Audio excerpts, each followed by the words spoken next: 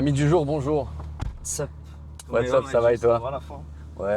Attends, tiens, je te donne le micro.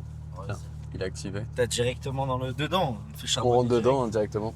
C'est bien, ça change. C'est bien. Moi, j'aime bien Ouais. le délire en voiture parce que ce qui est bien en voiture, c'est que t'as une bonne énergie. Tu roules, De tu ouf. poses. Genre, les discussions en voiture, c'est différent. Et genre, moi, je valide à fond le concept. Surtout que, en fait, ce qui est intéressant, c'est qu'en voiture, perso, moi j'ai tout le temps des bonnes idées.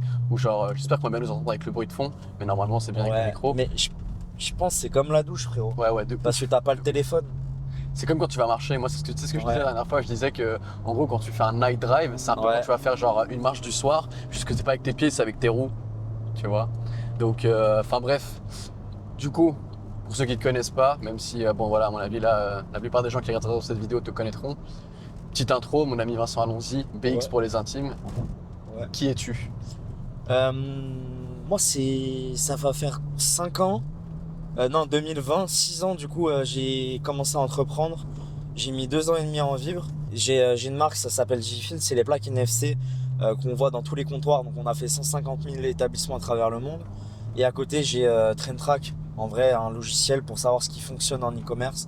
Donc, que ce soit les ads, les sites, les landing pages, les emails, vraiment tout le funnel. Et on a vraiment tout rassemblé à un gros workflow e-commerce de tout ce qui marche maintenant pour faire de la veille, de l'inspi. Et en vrai, je suis content des résultats. En un an, on fait plus de 3,5 millions de RR. Donc on a plus de 300 000 de MRR là actuellement, en 13 mois. Donc en vrai, c'est cool. Et à côté de Gfil, 150 000 établissements, ça commence à faire un peu. En vrai, il y a beaucoup de business qui ont ça. Et le but, en gros, c'est de leur revendre le software à l'intérieur. Parce qu'en gros, moi, ce que j'aime, c'est le MRR. Pourquoi? Parce que je pense que je suis très bon pour fidéliser le client, faire des produits de qualité, mais je suis peut-être un énorme flemmard pour redevoir partir au charbon sur du call traffic comme un bourrin. Et aussi à l'époque, j'avais vendu un logiciel d'édition vidéo avec de l'IA, des sous-titres, etc. Ça s'appelait SendShort. Et en gros, depuis que j'ai revendu ce projet, j'ai vraiment capté la puissance d'une valo. Et derrière, quand tu mets du recurring, quand tu mets vraiment les bons frameworks et tu bosses dans le bon véhicule pendant des années, tu fais beaucoup d'argent. Et en vrai, tu prends le top 100 des personnes les plus riches des je ne sais combien de dernières années, elles sont toutes dans le SaaS quasiment. Ouais, c'est vrai, c'est vrai. Et ouais, bah, c'est super intéressant. Et justement, j'allais dire congrats pour. Tu m'as dit que tu étais à 300K d'MRR là. Ouais. En vrai, c'est impressionnant. Tu as fait ça en quoi? En un an?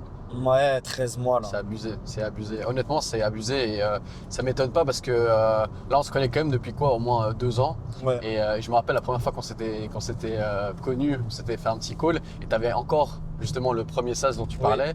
Et tu me disais que tu allais lancer un SaaS de recherche produit. Et après, tu me disais, ouais, road to 1M MRR. J'étais là en mode, putain, ouais, 1M MRR, c'est quand même balèze. Et au final, bah, je trouve que t'es pas si loin parce que là, tu es sur une bonne dynamique. Ouais. Et tu es vraiment dans un effet, je pense, là, qui commence à se compound. C'est ça qui est intéressant. Et il y a rien, enfin, moi, je te connais et je sais que, bah, il n'y a rien à dire, tu charbonnes tout le temps et il n'y a pas de secret comme d'habitude. Ouais. Et justement, par rapport à ça, moi, ma question, c'était, tu avais dit au début, là, tu as 2 business. Moi, je suis dans la même situation que toi aujourd'hui, j'ai plusieurs business.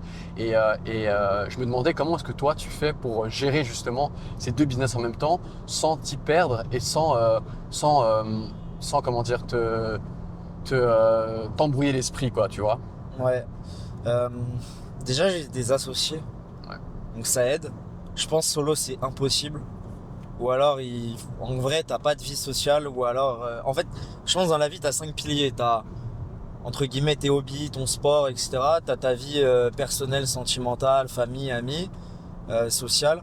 T'as ton taf et t'as ta créativité et ton temps libre. Et ta foi en gros. Et en gros t'es obligé de sacrifier un des piliers si vraiment tu vas avoir plusieurs boîtes et faire la même chose constamment.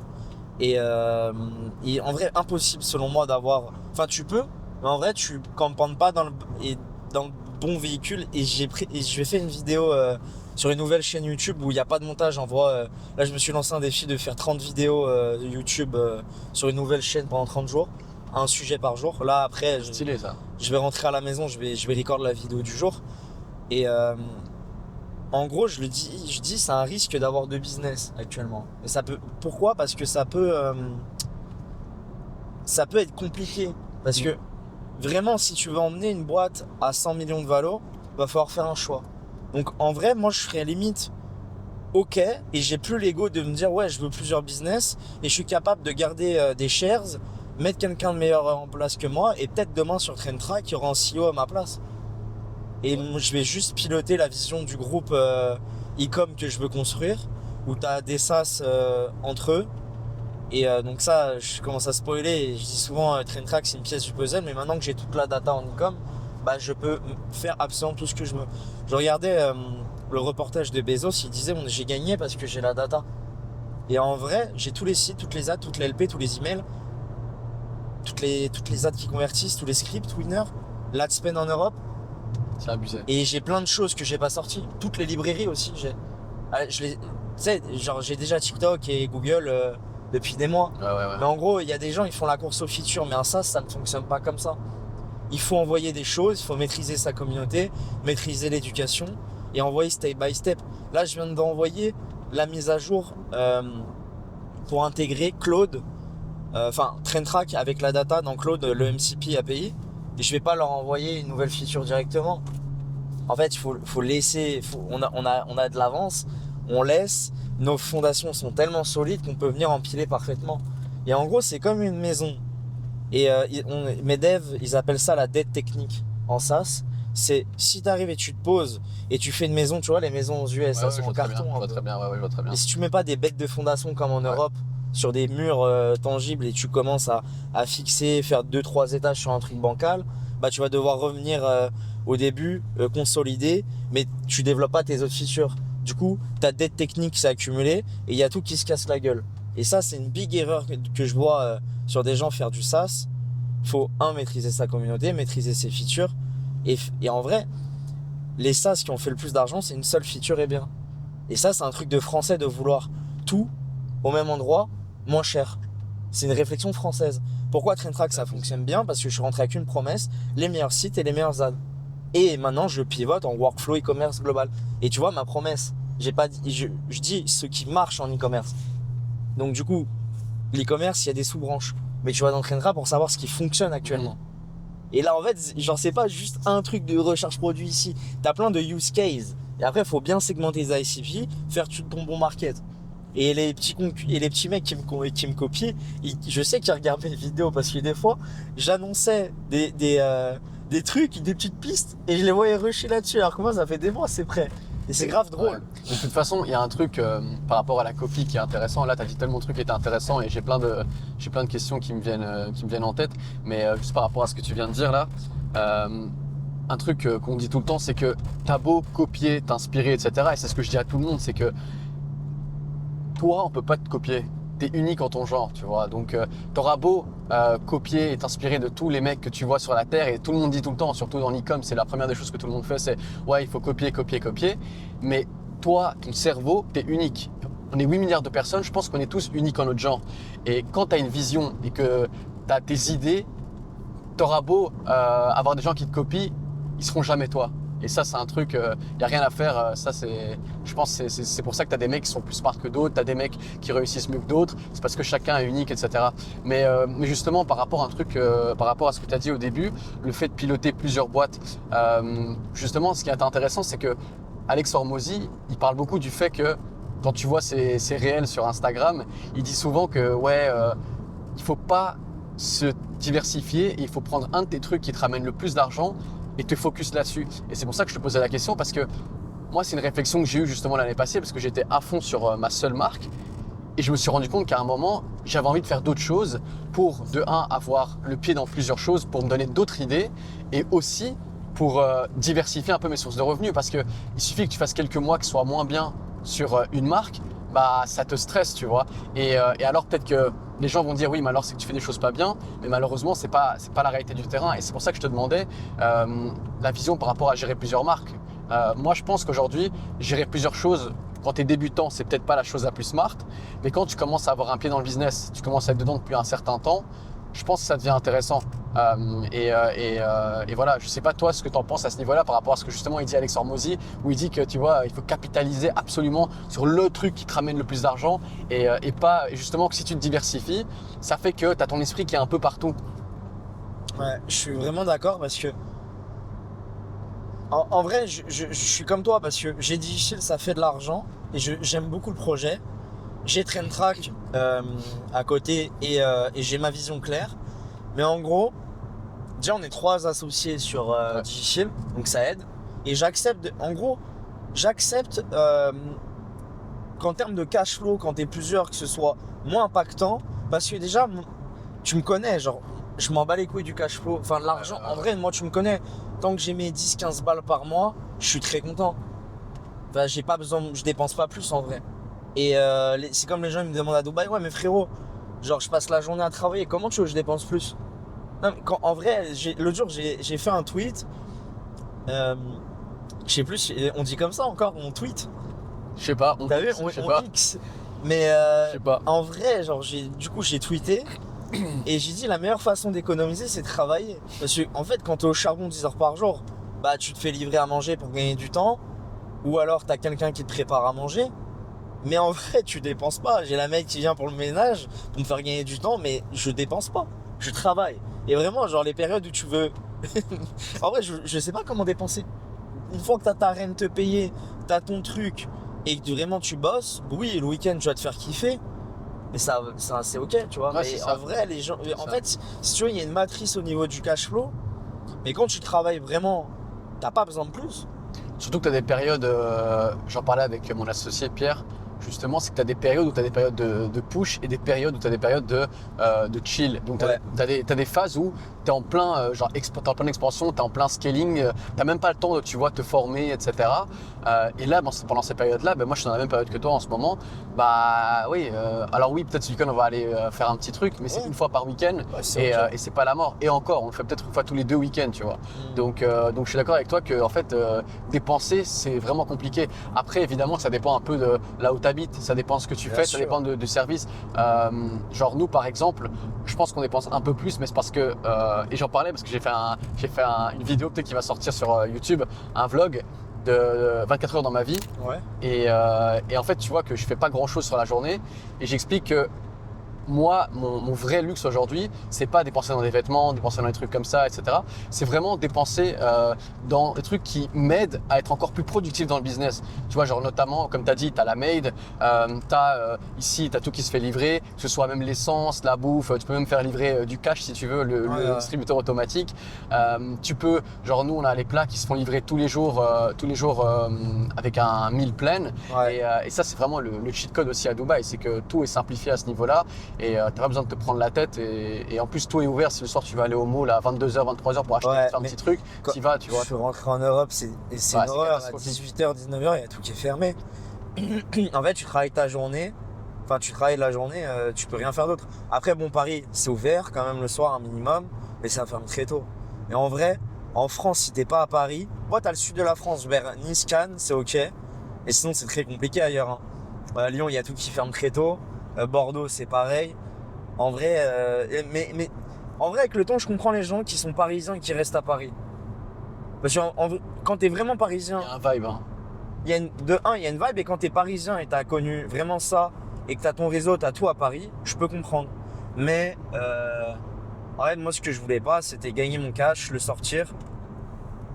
J'ai pas envie de faire d'immobilier, j'ai pas envie de faire de levier bancaire pour le moment. Je pourrais le faire plus tard. Mais pour le moment, je veux juste faire une boîte à je ne sais combien de M de valo, faire que ça bien, apprendre vraiment le business en profondeur, et après je verrai. Et justement, en parlant de ça, après, si t'as pas envie de disclose, t'es pas Bien obligé. sûr, bien sûr. Mais c'est quoi ta vision là avec Traintrack? C'est quoi ton objectif ultime? C'est si tu te dis demain, si je reçois une offre à temps, je l'accepte. C'est quoi ton, Euh, je dirais le je vais dernier- être le dernier honnête, step. le jour où je reçois une offre à 100 millions de valo, je m'assois autour de la table et on voit avec mes associés. Même, je fais le gars, mais même à 50, je vais réfléchir. En fait, si tu veux, je veux pas jouer le mec qui vient de rien ou quoi, mais c'est tellement des sommes colossales pour moi, et en fait, je mets à l'abri une génération en dessous et l'autre d'après. En vrai, faut rester cohérent là-dessus et réfléchir. Mais après, je fais pas ça pour l'argent. Dans tous les cas, si t'es dans ces montants-là de valo, t'as du cash flow. Bien sûr. Moi, je suis. En fait, genre, j'aime les choses très simples, mais en même temps, j'adore les belles choses. Et c'est juste le luxe de me dire, je peux tout avoir. Et plus je peux tout avoir, moins je veux de choses. C'est bizarre comme rapport. Ouais. Mais en gros, genre, j'ai vraiment rendu mon rapport sain à l'argent où j'avais un putain de complexe il y a 4 ans, tu vois. Et Ça, je pense parce c'est que un vrai j'étais truc, jeune. hein. Ouais. C'est un vrai truc, souvent, je sais pas comment ça se fait, mais il y a vraiment ce truc de dès que tu peux tout acheter, tu n'as plus envie de rien acheter. Je sais pas comment ça se fait. Ouais. Même au niveau matériel, en réalité, genre le matériel, c'est une fois que tu as quelques trucs matériels, tu te dis bah moi je m'en bats les couilles. Ouais. Enfin, j'ai pas besoin de matériel et comme tu dis, en plus tu travailles toute la journée. Ouais. Donc, Mais au final, je vais me prendre une petite voiture parce que tu vois, ta Ferrari, j'aime bien le délire. C'est faire cool, plaisir. tu vois, parce que si t'as un groupe de gars ici le week-end, Ouais. tu peux aller te faire une petite sortie, Ouais, etc. de ouf. Je comprends le délire de fou. Et je me suis posé la réflexion, je me suis dit, vas-y, dans un mois, dans 2 mois, j'ai 26 piges. Bon, ça serait cool d'avoir une bonne caisse maintenant. C'est pas 40 balais où j'ai envie de me faire plaisir. c'est ça le truc. J'ai pris une bouteille d'eau pour toi aussi si tu veux à côté. merci, frérot. Elle est... T'as froid ou t'as chaud? Non, ça va, je suis bien là. Je suis bien là. Ouais, non, mais par rapport aux voitures, ça tu sais que Ouais. c'est un vrai sujet, hein. Petite parenthèse entre guillemets, c'est un truc où moi j'ai toujours été, je savais pas à quel moment m'acheter une voiture parce que t'entends mille et une choses en ligne en mode oui, tu dois avoir x10 sur ton compte pour t'acheter une voiture, tu dois avoir x20, il y a des mecs qui disent ouais, mais si tu peux te la payer 3 fois en cash, tu peux l'acheter. Moi j'ai vraiment une vision différente par rapport à ça, c'est que ça dépend déjà de toi si ça te fait vraiment plaisir parce que c'est un investissement aussi sur ton bonheur. Par exemple, moi quand je sors le soir et que je suis énervé de la journée, je vais faire un tour, ça me fait du bien et après je suis reparti, tu vois. Ouais. Je sais que ça me rend heureux. Alors peut-être que c'est du matériel et tout, mais le fait d'entendre un moteur qui gueule, le fait Fais crier, de voir, fais gueuler, de voir ici le truc. Fais gueuler là. Faire gueuler, attends. Voilà. Ça va se Alors, faire c'est ça flasher. qui te fait kiffer. C'est ça qui fait kiffer, tu vois. Tu tires. Et ouais, du coup, ça, c'est un truc, genre, moi, je trouve que pour acheter une voiture, je vais te donner mon point de vue, c'est que pour acheter une voiture à un certain budget, un truc un peu sympa, etc., ça dépend vraiment de toi, comment tu te sens financièrement, et Ouais. aussi de ton âge et de ta situation, genre, personnelle. Par exemple, toi, aujourd'hui, allez, t'as quoi? T'as pas d'enfant, t'as pas de trucs à payer, de gros trucs à payer par mois, tu m'as dit que tu dépenses pas énormément, etc., et tu stacks. Et en plus, t'es jeune. Le but, c'est pas de se casser le dos quand tu as 50 ans. Le but, c'est de pouvoir profiter quand tu es jeune. Parce que ça, quand tu as 50 ans, tu t'en balais, que tu préfères rouler dans un truc confortable. Et genre, pour moi, le truc, c'est que, ok, tu vas acheter une caisse. Ici, aujourd'hui, celle-là, elle a été payée en cash, tu vois. Ouais. Et en réalité, si je pouvais, j'aurais pris crédit jusqu'à Dubaï. Des fois, c'est un peu compliqué. Mais il y a moyen de faire des stratagèmes, etc. Mais si tu peux te le permettre, si demain, je vais te donner un exemple, tu as 500K sur ton compte. Ouais. Tu vas acheter une caisse à, disons, je sais pas, 100K, 150K. Tu vas me dire, ouais, mais putain, c'est genre un tiers de ce que j'ai, un cinquième. Oui, ok, mais si tu fais rien de ta vie dans tous les cas, que tu aies 500K ou 300K sur ton compte, on va dire 350K, foncièrement, change ça rien. change rien. Par contre, moi, je reste quand même partisan de, il faut investir énormément avant de Ouais. pouvoir se faire plaisir. Mais il y a une balance parce que, genre, si tu investis déjà un petit peu et qu'il te reste encore du cash, tu dis, bah vas-y. Et une autre erreur que je vois souvent, c'est que les mecs, ils se disent, ouais, mais une voiture, c'est un truc qui perd de la valeur, c'est pas un passif, enfin, c'est un passif, justement, ça te ramène pas d'argent. Ouais, mais frérot, une voiture, si tu l'achètes bien, tu vas pas, enfin, elle va pas perdre 100% de sa valeur. Ouais, Tu vois. Une voiture, surtout une voiture comme celle-ci, par exemple, Ouais, c'est ça, tu la même gardes. les 911, Ouais. des trucs comme ça Mais même- perd pas tant. Le Clagé, ça décode pas trop, c'est non, pareil. ça décode pas trop. Mais même, tu la gardes 2 ans, tu la payes, disons, 150 000. Ouais. Au pire, tu perds 50 000, mais il te reste encore 100 000, tu vois. Et surtout que, bah, j'imagine qu'en 2 ans, tu auras gagné de l'argent. Bien sûr. Donc, voilà. Après, je dis pas qu'il faut mettre tout son patrimoine dans sa voiture. Je dis juste que si c'est ton vrai kiff et que tu es jeune, si demain tu as une couille, bah, tu la revends. Tu vois, si dans 3 Oui. mois, demain, tu as besoin d'argent, bah, tu la revends. Et c'est hyper liquide, des Ouais, et voitures. puis surtout, frérot, t'as oublié un truc. On est aux Émirats. Ouais, On n'a pas le malus en France, l'essence est moins cher. c'est ça. Enfin, et tu peux. Ça va, genre, ça va, t'es pas en France. En France, tu te tapes les malus, les conneries comme ça y est, gros, ça Mhm. rend fou. En vrai, ce qui est bien en France, c'est ne rien posséder. Il y a tout sur des sociétés, des holdings, des montages fiscaux, et tu ne possèdes rien. Ça, c'est vraiment la méta française. Et ici, c'est différent. Moi, j'aime bien. En vrai, je pense que c'est une bonne ville de passage. Mais le passage, en fait, je pense que t'es comme moi. Une fois que t'as goûté là, c'est dur ailleurs, hein. C'est dur, hein. Parce que à chaque fois, en fait, sur tes périodes où tu veux travailler, tu vas aller où? Tu vas aller où? Miami, c'est cool. Il faut le cardio, financièrement parlant. Et en fait, c'est chiant, tu vois. C'est chiant. Tu sors de là, tu sors dehors, tu sors de l'art. L'expression de fou. Tu sors dehors, t'as dépensé. Tu vas faire juste un petit breakfast, frérot. T'en as pour je sais pas combien et c'est de la merde, genre. Ouais. Mais je kiffe cette ville, je kiffe l'énergie, je kiffe les gens. La Californie, c'est pareil. Et moi, je le dis souvent, genre, heureusement que je suis parti aux US quand vraiment ça commence à fonctionner pour moi le business, parce que j'ai gagné des années de business comme ça. J'ai vraiment acheté des années de vie en bougeant là-bas.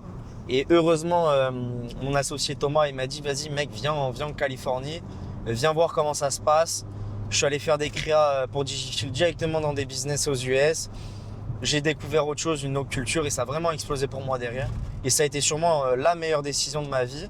Et dans tous les cas, je vous jure, tant que vous dépensez pour voyager, ça sera une bonne expérience. Peu importe où vous allez, parce que vous allez tellement ouvrir votre cerveau, rencontrer des gens et provoquer la chance que rester dans votre ville. En vrai, il y a un schéma. Soit tu restes dans ton petit village et t'es le roi du village et t'en sors jamais. Soit t'es le gars qui part à la ville comme au Moyen-Âge. Je te jure, c'est vraiment ça, hein. C'est vraiment, tu pars de ton village pour aller vers la ville, quoi. C'est abusé. Mais ouais, c'est intéressant ce que tu as dit par rapport aux US, parce que en ce moment, j'ai cette réflexion où je me dis que j'aimerais bien aller me poser aux US, genre un mois ou quoi, je sais pas encore où, mais pour un peu goûter à autre chose. Ouais. Et juste que le mindset aux US, c'est un autre truc. Genre, tu vois, tu regardes les podcasts des Américains, tu regardes des vidéos en anglais, etc. C'est vraiment un délire. Et je me dis que ça peut te unlock encore plus l'esprit, Ouais. quoi. Comme tu dis, Miami, genre c'est cardio niveau argent, et même les US de manière générale, hein. Tu vois, San Francisco, même LA, tu perds un rein à chaque fois que tu poses un Ouais, pied par terre. c'est pas worth it. Mais Donc, enfin si, du coup c'est worth it par rapport aux rencontres et comment. En fait, tu vas jamais faire autant d'argent que là-bas. Mais tu rentres dans une boucle et une spirale un peu toxique. Et ce que j'aime bien, le Middle East et Dubaï, je me dis vas-y, je suis un peu comme New York à l'époque. Mais ça vaut pas New York, pardon non, François. après c'est ça, c'est que comme tu dis, ici, t'as genre là-bas, j'ai l'impression que tu as cette vibe un peu en mode plus, parce que bah, évidemment, capitalisme plus, et c'est un vrai truc, mais ici, il y a ça, je trouve, mais d'une autre façon, tu vois, tu as un peu le vibe oriental qui fait que, ok, tu as du capitalisme, ok, tout est business, tout est orienté argent, mais tu as quand même ce truc où t'es tranquille, t'es chill, tu vois, Ouais. tu perds pas. Enfin, je sais pas, Non, il y a tu une peux te vibe, poser, ouais, il y a t'as une vibe au café où tu peux traîner quoi. Il y Ouais, a la vibe de se poser dans un café et traîner au c'est café ça. quand même. Ouais, c'est ça. Moi j'aime bien. Ah, il y a Cisco là. Cisco, on leur a fait des plaques sur Digifil à cette boîte. Mais d'ailleurs, Digifil, c'est Cisco. abusé comment vous êtes partout. Je me rappelle, je t'avais dit, hein, j'étais à New York, j'étais dans le truc le plus random. J'étais sur, je sais pas, j'étais parti marcher pour acheter une gaufre dans un vieux truc, et je vois genre Digifil. C'est stylé, hein. C'est cool. Et en Belgique, dans ma ville, Waterloo, un truc genre paumé le truc. Je te jure, j'ai vu au moins tes plaques dans 5 magasins. Ouais. C'est ouf, hein. C'est ouf la puissance des Et réseaux dis-toi, sociaux. on a plus de 3000 personnes abonnées au SaaS. C'est ouf. Et là, c'est quoi ta vision là pour scaler Digifil? C'est quoi Continuer ce que je fais en mieux. Ouais. Ouais. Vendre y a pas plus de de secret. plaques. Et c'est ce que je dis à chaque fois. Les gens me disent oui, c'est juste des plaques. Bah vas-y, lance-les. Vous verrez si vous êtes rentable. C'est ça. Et même là, je suis parti en Chine. Du coup, j'ai fait un bête de vlog sur ma chaîne. On a acheté une machine pour faire de la personnalisation nous-mêmes. Sur les demandes entrantes, on a créé un CRM pour faire de la personnalisation beaucoup plus vite. Là, j'ai pushé une nouvelle version plus récente du site. Et le but, c'est tout simplement augmenter notre compte. On a créé aussi une fonctionnalité de mini-site à l'intérieur de pour nos clients, pour qu'ils puissent piocher des mini-sites. Et le but, c'est leur donner... en fait, c'est permettre d'opérer comme un business normal, même si tu connais absolument rien au digital à ces personnes-là. Et en vrai, c'est cool parce que Digifil maintenant, t'achètes tes produits, t'as tes produits connectés au même endroit, t'as tous tes scans de produits, tu peux avoir plusieurs établissements, tu peux répondre automatiquement à tes avis avec l'IA, on t'aide au référencement en ligne, tu gagnes des places dans Google, tout automatisé, c'est cool. Et on leur donne un maximum de value au même endroit. Et en fait, c'est des bons produits. Ouais, C'est ça. Et justement, pardon, je te coupe. Ouais, t'inquiète, non. J'allais dire justement pour rebondir à ce que tu dis, c'était un peu le sujet là où j'allais en venir. C'est quoi ta vision là par rapport à l'e-commerce vis-à-vis de la priorité, de prioriser les produits, etc. Parce que aujourd'hui, j'ai l'impression qu'il y a un peu un tournant sur le fait que les gens se réveillent enfin et qu'ils comprennent enfin que pour réussir en e-commerce et pour être périn sur le long terme, tu es obligé de prioriser tes produits. Et avec toi, c'est un truc que tu fais depuis toujours où t'as jamais été là à lancer genre 15 000 projets ou comparé à moi où tu vois, moi j'en suis toujours plein de trucs, Ouais. etc. Et tu t'es toujours focalisé sur cet aspect, ok, moi je priorise mon produit, alors ok, upfront, des fois ça ramène un peu moins, mais long terme ça paye plus. Et toi, c'est quoi ta vision justement par rapport à ça, de se dire qu'aujourd'hui, on dit product first, comment les mecs qui débutent en fait, ils peuvent avoir cette vision long terme parce que quand tu débutes, en réalité, tu te dis ouais, mais j'ai envie de gagner de l'argent rapidement, j'ai envie de faire ça, j'ai envie de faire ça. Et c'est quoi en fait l'équilibre à avoir dès le début? Euh, Déjà, il faut prendre une grande tendance et un gros TAM. Donc, il faut un besoin où tu dis que derrière, tu vas pouvoir développer des mêmes produits dans la même niche sur le même site. Et en fait, genre, pour moi, quand tu testes beaucoup de choses, c'est une théorie qui est bien, mais il faut tester avec du volume, mais de la réflexion derrière. C'est que, en fait, j'ai juste la flemme de recommencer un site constamment. Juste la flemme. J'ai envie de faire une boîte avec de la valo, j'ai envie de revendre. Et j'ai toujours. En fait, je suis peut-être le plus feignant de tous. C'est peut-être une dinguerie, mais je suis juste peut-être le plus feignant. Et je me dis, j'ai envie de travailler dans la même chose constamment et améliorer ce que je fais. Parce qu'au final, maintenant, plus je vends de plaques, plus il y en a, plus il y a de bouche à oreille, plus j'ai d'organique, plus j'améliore mon taux de conversion vers mon software, plus je dépense à perte sur Meta pour faire re-rentrer d'autres gens. Et en fait, mon véhicule et mon business, il est hyper sain désormais. Et si j'avais pas mis toute mon action dans mon site, il va crever parce que je vais plus être rentable à cause de la montée des CPM, et c'est ce qui s'est passé. Ça fait 3 ans, je disais, mais les gars, genre, ça va être galère de gagner de l'argent sur Meta tous les jours en call traffic. Alors maintenant, il y a toujours des gens qui y arrivent, mais ça reste des anomalies parce que tu payes pour de la dépense publicitaire et c'est parce qu'il y a un putain de back-end avec des emails, de très bons funnels, etc. Mais sinon, c'est impossible, et je pense que tu es d'accord avec moi, d'être full rentable au-dessus de 2-3 cadets sur Meta. C'est impossible. Surtout en fait, c'est ça que je dis et c'est ça qu'on s'est rendu compte avec notre marque que tu connais et que sûrement je montrerai très prochainement. Ça serait cool parce que en plus, il n'y a personne qui peut venir vous concurrencer dessus. Ça te ramènerait grave des gens et du sérieux. Et en vrai, t'as rien à prouver, quoi. Tu vois, c'est une vraie brain. Et t'as mis ta barrière à l'entrée. C'est ça. Mais justement, ce que je te disais par rapport à ça, c'est que tu vois, par rapport à cette marque, ce qu'on s'est rendu compte, et c'est un truc assez global, c'est que aujourd'hui, pour être rentable sur du long terme, comme tu as dit, si tu veux build un truc, dépendre que d'une source d'acquisition, en l'occurrence Meta, c'est impossible. Ouais. Et c'est pour ça que tu as deux solutions. Soit tu as un business comme toi avec du MRR, et justement j'avais fait une... Attendez, on va quand même faire un petit... je vais quand même dans un tunnel là. Oh là! Ah ouais. Oh là là! Tel deux bons scammers. Les deux scammers de Dubaï. Deux poux. Putain, deux ploucs. Ouais, non, mais du coup, je te disais par rapport au produit, le truc, c'est que soit c'est comme toi, et justement, j'ai fait une vidéo là-dessus parce qu'on est aussi en train de basculer sur un business qui fait ça, c'est business à MRR, donc avec abonnement. Ouais. Et encore, il faut bien le faire, tu vois, et ça rejoint le truc que tu as dit, c'est prioriser le produit. Et la deuxième chose, c'est si tu n'as pas un business avec abonnement, subscriber, peu importe, tu appelles ça comme tu veux, c'est que tu es obligé d'avoir une rétention client et avoir des produits qualitatifs. Et donc, en fait, tout ça, ça revient tout le temps à la même chose, c'est le putain de produit, quoi. Ouais. T'as vu Casablanca Beach? Ouais, ils ont fait un petit pop-up. Ils ont pris ils ont fait le branding. Mais ouais, du coup, ça rejoint tout le temps la même chose, c'est d'avoir le bon produit, un bon produit. Parce qu'en fait, dès que tu as un bon produit, même si tu n'as pas d'MRR, et nous, c'est ce qu'on s'est rendu compte sur la marque. Les gens, ils rachètent. Ils rachètent. Et un autre truc pour scaler et un autre truc pour scaler votre putain de business, et c'est ça que les gens comprennent pas, c'est que tu dois expandre ta gamme de produits. Ça, c'est un truc, il n'y a rien à faire. C'est un truc, on parle pas assez. Tous les 2-3 mois, tu lances une nouvelle variante, un nouveau produit, quelque chose comme ça. Une feature sur le SaaS. En gros, il faut créer un événement. il faut créer un événement parce qu'en fait, les gens, ils ne captent pas.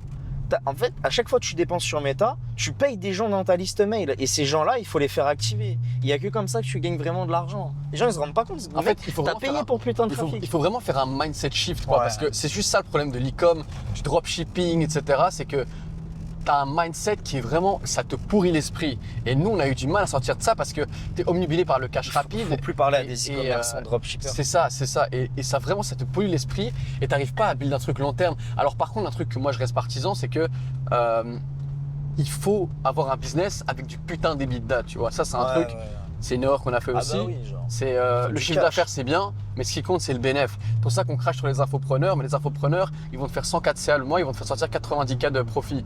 Tu vois, alors c'est moins sexy que l'e-com en termes de chiffre d'affaires, mais par contre, en termes de bénéf, c'est 100% dans ta poche. Tu vois. Ouais. Donc, Mais t'as aussi une nouvelle méta, Alex, il faut qu'on parle. T'as des quoi mecs qui font du e-com, qui doxent une brand, ouais. il n'y a pas d'EBITDA, et en fait, ils postent du CA, ou alors que des campagnes email, et après, en fait, ils font vraiment leur beurre sur l'accompagnement et le cash, alors qu'en fait, il n'y a aucune valo, il y a aucune. Enfin, il y a une valo, Oui, bien sûr. il y a une valo, les gars, mais juste, il n'y a pas d'EBITDA, et en fait, leur putain de cash flow, ils le font derrière sur de l'infoprod ou autre chose. Et en vrai, genre, Ouais. c'est comme si demain, Digichill, je le monte à 50 KD par ego.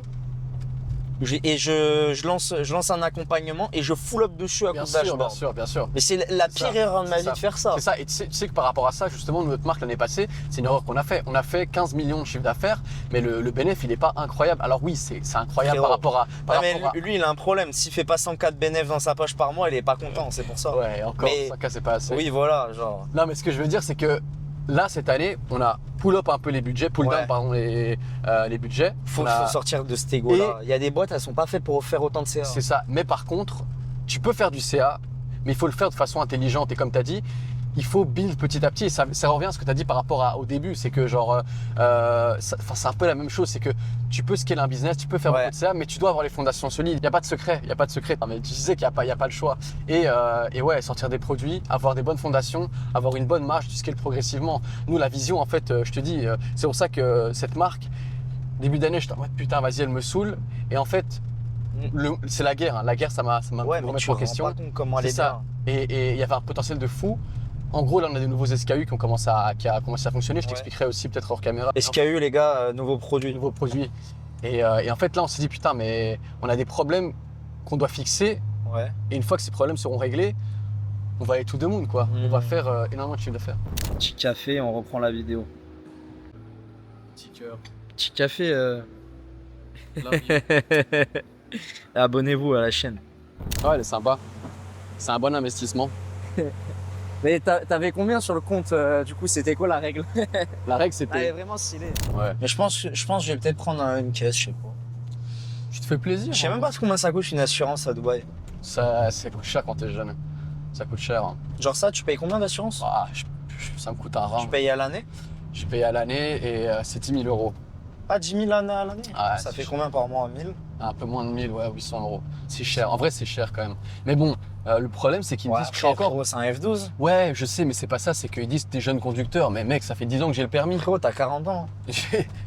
Ça fait 10 ans que j'ai le permis. Genre, à un moment, jeune conducteur. Mais je crois que jeune conducteur, c'est plus à partir de 28, justement. Donc, faudrait que je vois. Mais qu'est-ce qu'on disait? Combien j'avais eu sur le compte? Non, justement, la règle que j'ai appliquée pour acheter cette voiture, c'est que je voulais m'acheter une nouvelle caisse. Mais je me suis dit, d'abord, je vais m'acheter un bien IMO ici. Ouais. Et puis, j'achète la caisse. Ah, du coup, t'as Du coup, j'ai acheté un bien IMO. Ouais. Et puis j'ai acheté la caisse et je me suis dit bon bah voilà, j'aurais pu m'acheter un autre bien IMO. À un moment c'est bon, tu vas pas, faut quand même se faire plaisir quoi. Voilà, Ouais, là, c'est sûr. Mais en vrai, ça va. Non mais ça va, mais si t'as un problème, tu vois, c'est ça le truc, c'est que demain t'as et un truc aussi qui est intéressant, c'est que je sais pas toi, mais perso, j'aime bien avoir un matelas de confort sur mon compte en banque pour tout le temps être. Si jamais j'ai une couille, et tu vois, si je peux voyager, en gros, etc. En gros, je t'explique. Moi, je suis d'accord avec toi. Et c'est pareil pour moi parce que, en gros, en tant qu'expatrié C'est à ça, Dubaï, ouais. tu sais pas ce qui peut t'arriver. C'est ça. Quand t'es expatrié, vraiment, tu vois, quand t'es en Europe et tout, tu t'en fous. T'as la famille, t'as des collègues. Enfin, même ici, demain, genre, je me retrouve à terre. Je vais pouvoir m'en sortir même ici. Mais, tu vois, genre, t'es loin, en gros, du Tu vois, c'est comme les États-Unis. En gros, j'ai l'impression ici, il faut avoir Ouais, bien sûr, un seuil, faut un avoir un matelas. bagage. T'as pas de sécu, t'as rien. Genre. C'est ça. Surtout que après, le truc qu'il faut pas non plus, faut pas faire croire aux gens, c'est que tu as quand même les assurances. Hein. Genre, Bien si sûr. t'as un problème de santé et tout. Bien sûr. Comme Mais tu dois avancer. Comme tu dis, ouais, et surtout que la plupart du temps, tu payes tout à l'année. Maintenant, Eh oui. avec la guerre, ça a un peu changé, où genre tu peux, ils sont beaucoup plus souples sur pas mal de choses. Mais ouais, tu as ce seuil où tu dois avoir un minimum sur ton compte, je trouve, pour pouvoir juste, tu vois, te dire, ok, là, j'ai quoi qui m'arrive, j'ai posé. Mais par contre, si tu as trop sur le compte, après, ça te rend fainéant. Hein. Genre, des fois, il faut un peu se mettre dos au mur, tu vois. Il faut pas se mettre en PLS. Mais par contre, moi, je trouve ce qui est intéressant, c'est que au lieu de les avoir en cash sur ton compte, tu les as dans des invests. Parce que tu les as, donc tu as investi et tout. Mais sur ton compte, tu te mets pas trop. Et comme ça, bah, tu dis putain, merde, ça me stresse. Dos au mur, je dois brasser, tu vois. Et surtout, si tu as une vision long terme, au final, comme tu dis, il te faut juste que tu dépenses chaque mois. Si tu arrives à investir un petit peu chaque mois, etc., le reste, vas-y, c'est bon, tu n'as pas besoin de plus pour vivre. Moi, je suis d'accord.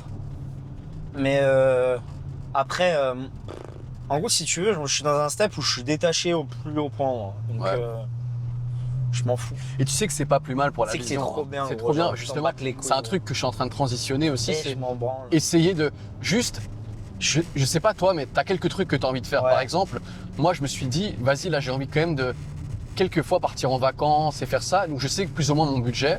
Ouais. Mais à part ça, plus mon budget que je vis, avec lequel je vis, pardon, chaque mois, et ce que j'investe, le reste, c'est bon, je m'en fous. Du moment que j'ai ça, ça me va, tu vois. Ouais. Et ça me permet aussi de détacher et de pas être omnubilé par le cash chaque mois, parce que ça te nique vraiment, ça te nique l'esprit. Ça te nique. Ça te nique l'esprit. T'es là, en fait, tu réfléchis comme un broquis sans argent. Ouais. Et en gros, c'est vraiment pas bon parce que, au final, je vois trop de gens, ils sont tellement matrixés par l'argent, ils ont un rapport malsain, alors que tu fais le plus d'argent, ça je le dis souvent dans mon contenu, j'ai jamais fait autant d'argent quand je pensais pas à l'argent. En fait, il faut réfléchir en vision. Ok, ma vision c'est ça, pour gagner tant, il faut que je fasse tant d'impressions, tant de taux de conversion, tant d'orders. Et c'est comme ça que tu découpes des objectifs. C'est qu'il y a des gens, en gros, ils ont pas le plan d'action. Ils opèrent à l'aveugle. Pour opérer vers un point et atteindre ton objectif, là, je me suis mis l'objectif de faire 1 million cette année de MRR sur Traintrack. Du coup, pour atteindre 1 million, il faut que je fasse ça. Pour faire tant de MRR sur DigiShield, je dois vendre tant de plaques. Genre par rapport à ma base. Et c'est quoi les scénarios pour que j'arrive beaucoup plus vite? Ok, c'est augmenter ton AOV. Comment je peux augmenter l'AOV? Je prends un gars, je sais que même si je vais payer 8 000 € par mois de salaire, il me monte de 10 à 15 $ d'AOV, il m'a changé mon business. Et je paye un cerveau intelligent pour atteindre ces objectifs-là. Il y a des gens, en gros, il faut couper tout le bruit, se mettre avec une feuille, écrire et dire, ok, c'est quoi les scénarios possibles? Comment j'opère pour atteindre cet objectif-là? Il faut être un minimum ambitieux, mais pas trop réaliste. Demain, si tu cries, je veux faire 10 millions de MRR, frérot, commence par faire 500. Une fois que tu fais 500, ok, c'est quoi le plan pour un M? Tu vois, là, au final, je suis en horizon de 1M, mais parce que j'avais déjà le plan pour arriver à 500. J'avais le véhicule et la stratégie pour. Là, le véhicule pour 1 million, j'ai la next step. En fait, il faut toujours avoir le plateau d'avance. Et en gros, ce plateau d'avance-là, je l'ai constamment en tête. Mon rôle en tant que CEO, c'est avoir le plateau d'avance. Ça veut dire, c'est, ok, une fois qu'on a fini ça, on va faire ça. Mais avant, pour atteindre là-dessus, il faut qu'on opère comme ça au mois. Au mois, c'est comme ça, du coup par semaine il faut faire ça. Putain, là ça avance pas assez vite, il faut que je mette quelqu'un en place. Ça me coûte tant. Est-ce que ça rentre dans mes coûts d'opération? Je sais que sur mes boîtes, je suis entre 20, même 10 moins de 20% d'OPEX. Et sur Traintrack, je suis à peu près à entre 20 et 30% d'OPEX, ce qui est très sain dans le business model. Et en gros, genre, c'est comme ça que tu opères et que tu vas vraiment savoir, parce que c'est via les chiffres. Moi, je suis pas très bon là-dedans. Par contre, j'ai la chance d'avoir un associé très bon dedans qui va me donner les outils et je vais le questionner. C'est comme en termes de market, il va venir me questionner. Et je m'entoure d'une personne qui vient renforcer ma zone où je suis pas bon. Et par exemple, toi et Pierre, ton associé, je sais que lui est très bon en chiffres parce que, mec, genre, il a un putain de cerveau, il a fait des études là-dedans. Il y a quand même un bagage de QI, genre, tu vois ce que je veux dire? Il y a un bagage de QI, il sait compter, tu vois, le bonhomme. Et en vrai, pour ce qu'elle est, au bout d'un moment, en fait, juste les gens, ils ne comptent pas, ils ne jouent pas avec leurs chiffres. Genre, en vrai, faut poser tout sur papier. Tu sais qu'il y a des mecs, ils ont pas de PNL. Mais je sais très bien. C'est pas à moi que tu vas le dire. Le nombre de mecs avec qui je parle, qu'on avait accompagnés ou bien avec qui on a des calls, qui traquent pas leur profit and loss, je leur dis ouais, t'as fait ça. C'est quoi ton profit? Il me sort triple whale. Il me dit ouais, c'est ça. Je dis ouais, mais et quoi? Et les coûts d'application, les coûts d'employés, les frais, etc. Et puis après on check. Et c'est pas du tout. Les mecs ils sont en perte. Je dis ouais, mais c'est pas comme ça que tu gères un business. Je te jure, on se prend des barres de rire avec Pierre. Le nombre de mecs qui n'ont même pas de PNL. Genre, surtout le pire, c'est qu'aujourd'hui, avec l'IA, tu automatises tes PNL Excel. On est en train de. En gros, nous, on a 2 employés qui font de l'admin et qui font nos PNL tous les jours, tu vois. On a des Excel sheets. Et aujourd'hui, on est en train d'automatiser avec notre finance manager pour que ce soit fait par l'IA et on va économiser, genre, on les paye 2K chacune.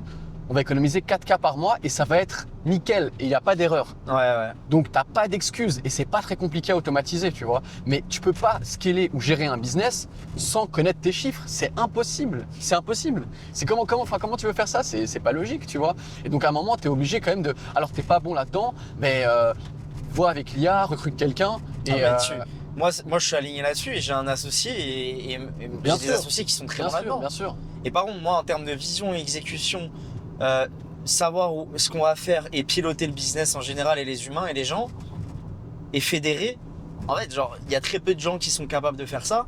Et genre, moi, je double down là où je suis bon et je questionne et je m'informe et juste, je casse pas les couilles dans les autres parties. Tu vois, par exemple, dans l'école produit, je les fais plus sur TrendTrack. J'ai juste un reporting et j'ai les TLDV et ça me suffit. Du coup, je sais qu'il va y avoir ça qui est prévu. J'ai un call monthly pour aligner tous les pôles, market, produit. Et t'as le call produit, t'as le call dev et t'as le call market. En market, genre, on est en moyenne 3, 4, ça dépend avec les prestats, on les fait venir, ça dépend des sujets sur nos semaines. Mais ça, je parle pour TrendTrack. Et on a fait pareil aussi sur Digital. C'est qu'on est venu segmenter. C'est ok, il y a le côté market, il y a le côté produit et il y a le côté dev. Dev, je touche pas du tout, c'est Romain qui pilote le CTO. Produit, je m'en mêle une fois par mois pour au moins checker et voir que ma vision avance dans la bonne direction et que ce soit coordonné. C'est pas moi le responsable, c'est Hugo. Et moi, je suis responsable du market et de tout ce qui est que tout concorde entre eux. Ça, c'est mon job. S'il y a un pôle qui est mal aligné avec l'autre, ça, c'est mon ressort. C'est moi le CEO qui doit éteindre le feu. Et en gros, je sais là où je suis bon. Et en fait, le glitch, c'est que un gars comme moi, quand il n'a pas de gens à piloter, il est moins bon parce qu'il doit énormément opérer solo face à son ordi et sur des tâches mauvaises. Mais plus je vais gagner d'argent, plus je vais opérer des gens intelligents, plus je vais être encore meilleur. Ça veut dire que là, plus dans le temps j'avance dans mon parcours dans l'entrepreneuriat, plus je vais double down dans ma zone de génie. C'est un vrai truc, hein. C'est que c'est un vrai truc, j'allais t'en parler justement. C'est à quel point, et c'est dur, hein. C'est dur de le faire, c'est très dur de le faire, mais quand tu commences à scaler ton business ou toi, ta vie de manière générale, tu dois trouver ta zone de génie, tu es obligé. Parce que dès que tu commences à trouver là où tu es bon, c'est finito. Parce que c'est un vrai truc, j'imagine que toi aussi tu as ça. Je fais pas, je suis pas bon là-dedans, je le dis aux gens. C'est ça, c'est ça. Et aujourd'hui, j'imagine que toi tu es comme moi, la plupart du temps, tu passes ta vie à faire des calls, à être sur WhatsApp, etc. On est beaucoup moins dans à mettre nos mains dans le truc. Et pourtant, ça scale mieux. Pourquoi? Parce que ça te permet quand même de gérer le truc.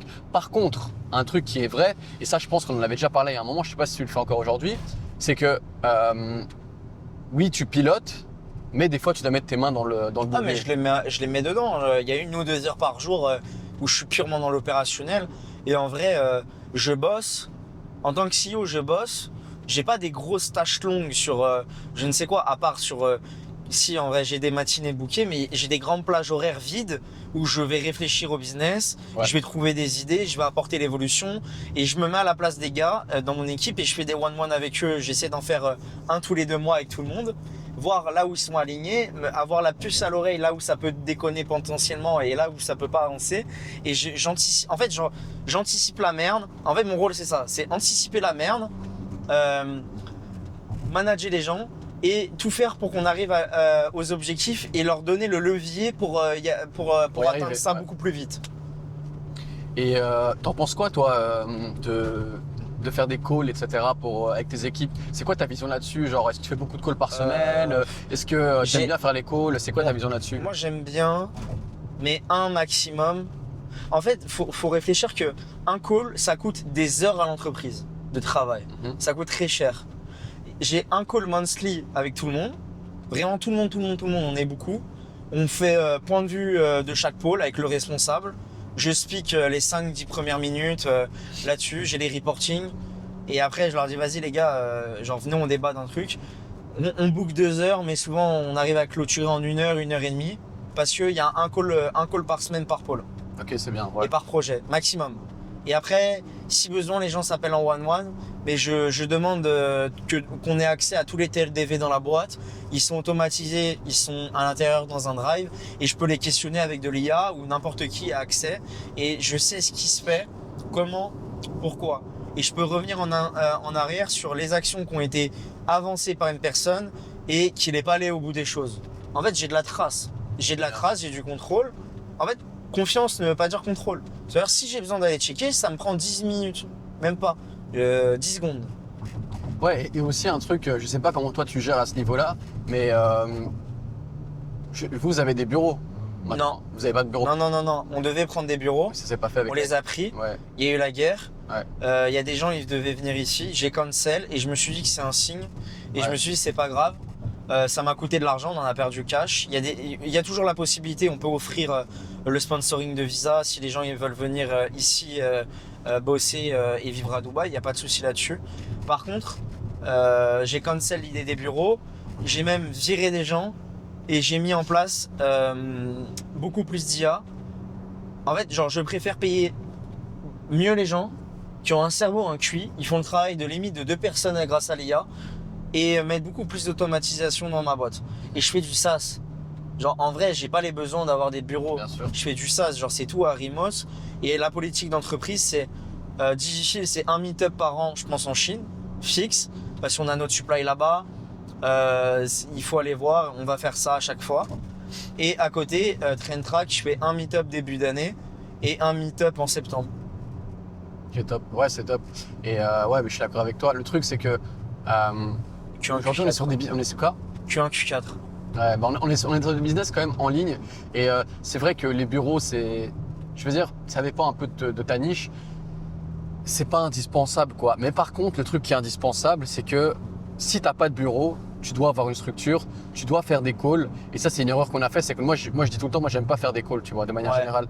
Mais c'est une grosse erreur de ma part. Là, ces derniers mois, on a remis énormément de calls. Et il n'y a rien à faire, le business avance mieux, ça va beaucoup plus vite, on brainstorm. Et surtout que moi, par exemple, je fais des calls avec mon équipe marketing, tu vois, mon créa stratégiste, mon média buyer, etc. Pourquoi? Parce que là, c'est ma zone de génie. Moi, je fais encore un peu de media buying parce que j'aime bien faire ça. Je fais encore un peu de créative stratégie parce que j'aime bien faire ça. Du coup, je viens, on brainstorm tous ensemble et il n'y a rien à faire. On a trouvé des nouvelles ad winners, nouvelles ad winneuses. On a trouvé des nouvelles techniques pour scaler sur nos campagnes, beaucoup plus agressives. Et on suit tout de façon minutieuse. Et c'est pour ça que les calls, ça reste quand même intéressant. Et surtout que quand tu as un business en full mode. Il faut brainstorm sur des idées précises. C'est ça. Mais ça c'est un truc aussi, il faut préparer et un topics par call. Exactement. C'est qu'il y a un topic, c'est-à-dire que non, ça c'est call produit, je viens pas me parler de market. Bien sûr. Ou alors tu penses, tu fais le rapport, ah oui, ça on en parlera dans le market, ça c'est intéressant. On met ça plus tard, tu mets une note et au prochain call t'en parles. Bien sûr, c'est ce qu'on fait. Nous aujourd'hui, si tu veux, donc moi je m'occupe de la partie marketing, je fais les calls avec les gens de l'équipe marketing. Pierre, il s'occupe de la partie supply chain finance, donc il a le call avec la finance manager chaque semaine pour voir un peu les finances, les projections de cash flow, etc. La même chose avec le mec qui gère l'opérationnel, donc projection de stock, les fonds de roulement qu'on a besoin, etc., etc. Et puis toutes les 2 semaines, on a un call, on appelle ça le scorecard call. C'est un call pour voir un peu les performances sur les dernières semaines, comment ça évolue, si on est dans le rouge ou dans le vert, et on prend des décisions sur base de ça avec toute l'équipe, tu vois. Et ça nous permet vraiment d'avancer de façon stratégique et intelligente. Moi, je dois vraiment m'améliorer là-dessus, c'est le scoring par gens, parce que en fait, quand tu fais du SaaS et du marketing, ça c'est dur à quantifier là-dessus. Ou alors en fait là-dessus, je vais me le noter, tu vois. Ça c'est réflexe, les gars. Vous avez vu quand il y a des idées comme ça, je note et je vais checker. Et il faut que je prenne un call. Je note. Les gars, genre s'il vous plaît, payer des calls, c'est un putain de glitch parce que tu peux hacker et avoir toutes tes informations précises. Et tu prépares un call ou alors tu viens comme ça, avec 3 grandes questions à quelqu'un qui est dans un domaine d'expertise où là où tu veux être plus tard, et tu bouffes sa value ou sa façon de penser. Là, par exemple, faut que je trouve quelqu'un en SaaS qui est très fort en opérationnel et je sache comment il score les tâches en SaaS. Et là, par exemple, je vais aller sur MentorPass, une connerie dans le genre, et je vais chercher quelqu'un qui a fait de l'opérationnel et du gros de bourrin en SaaS et hacker par rapport à ce que je vais présenter ce qu'on fait déjà et leur dire, OK, comment je peux améliorer mon setup et comment toi t'as fait là-dessus. Je paye, admettons, même $1000, c'est plus que rentable. Bien sûr. Ça, les calls, c'est tellement. Et les gens, c'est des putains de broqués à se dire, ouais, ce mec, il paye je ne sais quoi. On a payé des calls 2000 balles l'heure, gros, c'était rentable, gros. C'est des ça, broqués, c'est un les gens, problème je te jure. avec la mentalité un peu, je pense en Europe, je sais pas, enfin je dirais peut-être la mentalité française ou la mentalité européenne de manière générale, c'est qu'il y a vraiment un problème d'investissement en soi. Tu l'avais dit toi-même avec les autres tools où les mecs ils sont 10 sur un tool pour économiser genre 10 €, etc. Alors je peux comprendre quand tu es au tout début, mais dès que tu commences à scaler ton business, tu es obligé de faire des consultings, tu es obligé. Et le ROI, même s'il n'est pas instantané, il est long terme. Genre le nombre d'accompagnements, et tu sais que j'en parle, genre là, on a pris un accompagnement sur 3 mois avec des mecs qui font 15 millions par mois. Ouais. 15K, on paye par mois. Putain. Alors ouais, c'est cher. Mais mec, le mec qui fait 150 M, moi j'en fais 20. Ah, Donc mais il te fait gagner. Il fait gagner. Il te fait gagner 1% de profit. C'est ça. C'est rentable. Il me fait gagner, il me fait genre ne serait-ce que 5% sur mon business. Bien sûr. On passe de 20 M Mais à. Parce que moi je vends rien, je fais 2 calls maximum par semaine. Des fois je pêche même pas, c'est vraiment un sous-marin parce que j'ai pas trop envie d'en faire. Mais en gros je kiffe le format parce que je rencontre des gens intelligents et au pricing, et en vrai je suis même pas très cher par rapport à ce que je peux apporter, hein. Je devrais monter. Mais ce que je kiffe c'est je rencontre des gens intelligents et demain genre le mec il vient. Enfin, il y a tellement de gars que j'ai aidé gratuitement à passer la part des 10K MRR en SaaS ou même économiser des centaines de cas, aider à recruter, piloter des e-com et juste leur donner une vision. Bah, le mec il vient, tu lui fais économiser un truc sur des stocks où tu lui dis au lieu de... Il y a un gars, il est venu une fois, il me dit ouais là je vais mettre 50K dans le stock, je lui fais par pitié lance une précommande en 2-2. Il a lancé la précommande, il m'a dit ah ok c'est rentable, là je peux vraiment diluer et faire ça. Je lui fais bah voilà, genre là t'as économisé je ne sais combien. Il y a un mec, problème d'association, je peux les régler. En fait genre il y a tout, il y a des trucs c'est privé confidentiel, je peux pas en parler.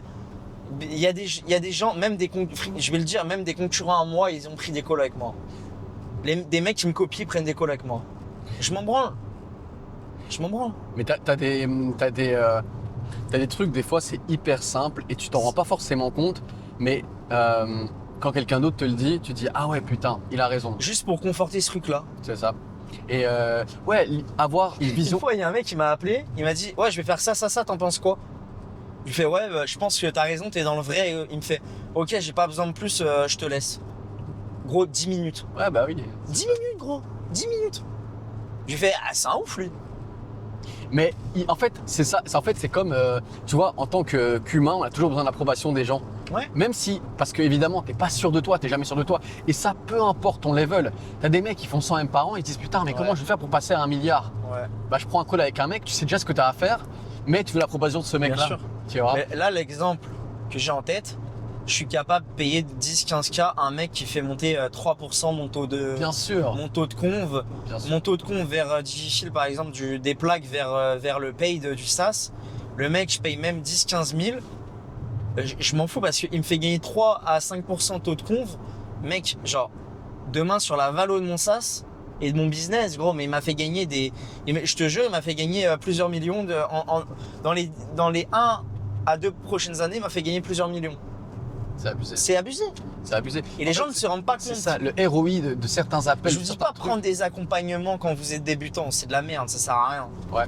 En vrai, tu peux le faire, mais t'as 90% de chances que t'avances pas ou autre. Genre en vrai, ça se fait, hein, vous pouvez le faire. Ouais, de ouf. Mais je parle vraiment de quand t'es en place, par exemple, toi, payer un accompagnement 15K quand tu fais je ne sais combien, le mec il te fait monter de 1% ton net profit par mois. ou de 2-3%, mais t'es le roi du pétrole. Bien sûr, bien sûr. Et tu as des insights, tu connectes avec des gens et long terme aussi, c'est un investissement en toi et en ton réseau, tu vois. Genre, c'est un truc que les gens sous-estiment, c'est que bah, des fois, tu vas accéder à certaines personnes. Bah oui, bah faut accepter que le mec, tu vas pas lui envoyer un DM, il va te faire ouais, ok, tu vas Le devenir temps, mon ami. les gens. C'est ça. Et encore, frère, moi j'aide beaucoup en DM, hein, et les gens ils le savent, hein. Oui, c'est ça, mais J'aide beaucoup, mais parce il y a des fois, t'as pas le frère. Pour que tu te poses 1 heure avec quelqu'un et t'as pas le contexte. En fait, des fois, limite, je suis en mode, frérot, je suis désolé, je peux pas te répondre, j'ai pas le contexte, je vais te répondre de la merde. Et en vrai, genre, faut être ok avec ça.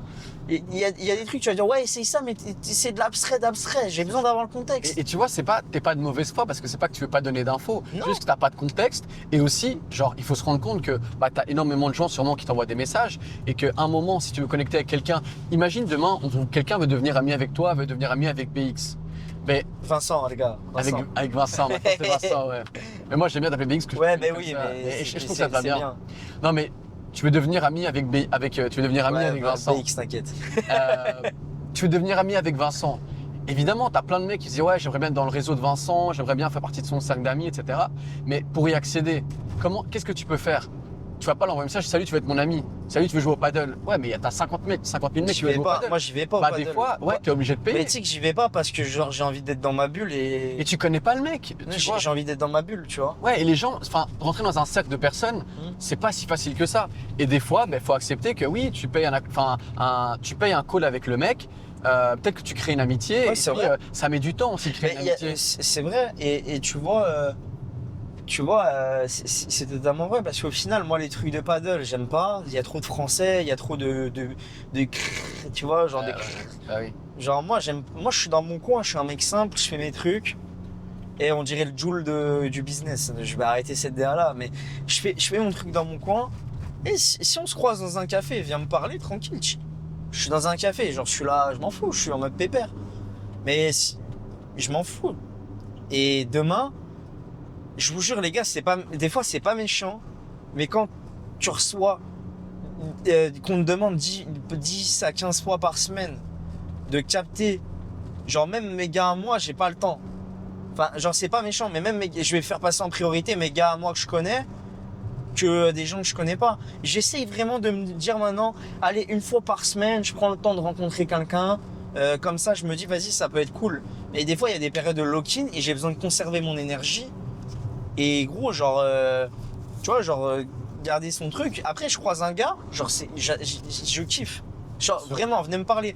La dernière fois, au Souka Marrakech, à Shenzhen aussi, dans la vidéo. Au souk à Marrakech. Ouais, gros. Au souk à Marrakech, à Shenzhen, il y a un mec dans la rue, il m'a dit, oh, mais c'est tout. Et vraiment, en plus, les deux, c'est dans un vlog. Je kiffe ces moments-là. Mais sinon, les gars, je peux pas capter tout le monde. Tu peux pas arriver à un certain moment. Même aider, j'essaye un maximum. Des fois, je me fais des sessions FAQ, ce genre de choses. T'es trop connu. C'est quand t'es trop connu, ça. Non, mais j'aime pas. Moi, j'aime pas le fait d'être connu. Reconnu dans ce qu'il fait, j'aime bien. Reconnu dans ce qu'il fait, c'est super appréciable. C'est de ouf. Et des fois, avoir du buzz, c'est bien. Le buzz à l'argent du buzz. C'est marrant. Ouais, c'est marrant. Non, mais ouais, je suis d'accord avec toi et tu peux pas capter tout le temps, mais il faut travailler. Tu peux pas aller boire des cafés avec tout le monde. Et aussi, ce qu'il faut comprendre, c'est que tu peux pas dire à quelqu'un, vas-y, on se voit et le mec il veut tirer de la value, tu vois, mais tu peux pas faire ça. C'est déjà arrivé ça? Ouais, moi j'ai plusieurs mecs qui m'ont déjà demandé, ouais, salut Alex, ça te dirait qu'on allait boire un café, qu'on allait discuter un petit peu. C'est plusieurs fois, tu vois, j'étais en mode, mais mec, je te connais ni d'Adam ni d'Ève. Pourquoi est-ce que j'irais boire un café avec toi? Je préfère aller. Et surtout que moi, je suis vraiment très très pote dans le sens où tu me connais. Moi, j'aime pas aller au meet-up. Tu sais qu'on parle pas de business ensemble en quasiment. Non. Et c'est ça, c'est un truc. On truc. parle de la vie en général. Ça, et du coup, le business il se lie. Oui, c'est un truc. Je vous jure, les gars, ça c'est un vrai truc. C'est que tous mes potes dans le business, je parle quasi jamais de business avec eux. On en parle souvent parce que ça fait partie de notre vie. Mais de manière générale, quand on se capte, on parle de la vie, de tout et de rien de manière générale. Et des fois, on se partage des tips, des fois, on se donne de la value, c'est normal. Logique. Mais pour moi, la chose la plus importante pour avoir des accroches avec des gens, c'est sur le côté perso. Et c'est pour ça que j'aime bien dire, ça fait vraiment le mec, le tougher. Mais le meilleur endroit pour connecter avec des gens et pour créer du réseau, c'est quand tu sors Pourquoi? Parce que tu es dans une vibe où tu penses pas business, tu es dans une vibe où tu t'amuses. Et si tu cliques avec le mec, après, bah, vous devenez potes. Et ça, c'est la meilleure chose. Honnêtement, c'est les meilleurs. Toi, je sais que tu sortais beaucoup à un moment. À un moment, j'ai eu une phase, ouais, quand j'étais single, là, pendant un moment. Et ouais, je sortais beaucoup. Mais en tout cas, les gars, pensez à vous abonner. J'espère que vous kiffez le format. En tout cas, moi, je trouve ça grave chill. Ça change des podcasts allongés 2 heures. Mais c'est quand même bien aussi dans une vibe, les podcasts. En vrai, là, c'est cool. Mais là, on est chill. C'est comme on disait, on est en voiture, on discute, on En drague. vrai, c'est comme si il y a un gars, il est derrière nous. Ouais, c'est Il est ça. avec nous. Ouais, il est avec nous, il voit la vie, quoi. Et d'ailleurs, je voulais te demander un truc, on passe un peu du coq à l'âne. Mais ok. j'avais noté quelques questions. Ouais, vas-y, go. Et toi, par rapport, tu me disais que là, ta zone de génie, évidemment, c'est le SaaS, on le sait tous. Mais toi, par rapport à ta vision là, de l'e-com en 2026, c'est quoi? Je suis curieux de voir un peu toi ton point de vue par rapport à voilà, qu'est-ce qui se fait en 2026. J'ai la data des mecs et tout C'est mon pour ça réseau, c'est c'est pour e-commerce. ça que je te demande ça, c'est parce que je me demande vraiment toi aujourd'hui, c'est-à-dire, enfin c'est une question, enfin deux questions en un. C'est quoi ta vision par rapport à l'e-commerce et c'est quoi, je veux dire, un peu la secret sauce que tu donnerais pour genre scaler une marque en e-com et faire les choses bien, quoi. Surtout en 2026. En 2026, en vrai, moi je suis vraiment un mec des fondamentaux. Mais en vrai, il y a zéro hack. C'est vraiment, je te jure, pour moi, en fait, du coup, dans ma logique, oui, tu peux faire du cash flow en mode dropshipping comme à l'époque. Oui, tu peux le faire. Mais est-ce que tu as envie de mettre beaucoup d'énergie dans un truc qui va potentiellement crever et va y avoir une satisfaction client beaucoup plus faible et du coup tu vas être dans une rat race de dropshipper? Ça, c'est la première question. Si tu es juste là pour du cash flow et tu as envie de faire des trucs low frequency, du cash rapide, fais très bien. Mais au final, tu es dans une rat race, tu es un rat qui lance des trucs tout le temps. Ou soit tu pars dans l'autre direction de dire ok, je vais créer un business dont c'est l'e-commerce où je vais faire des produits quali, faire acheter des gens, construire toute l'année, lancer des nouveaux produits tous les 2-3 mois, les co-développer avec mes clients et faire valoriser ma boîte.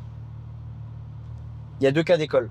La secret sauce, je te dirais, c'est juste faire des bons prods et des prods qui parlent sur des marchés très grands et super bien parler à ses clients très précis. En fait, il faut vraiment qu'une ad soit super précise.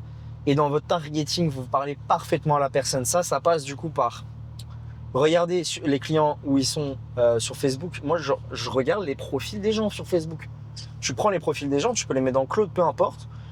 Ça, dès que tu as fait tes premières commandes sur un projet que tu as lancé, appelle tes clients, essaie de savoir c'est qui, comment, pourquoi.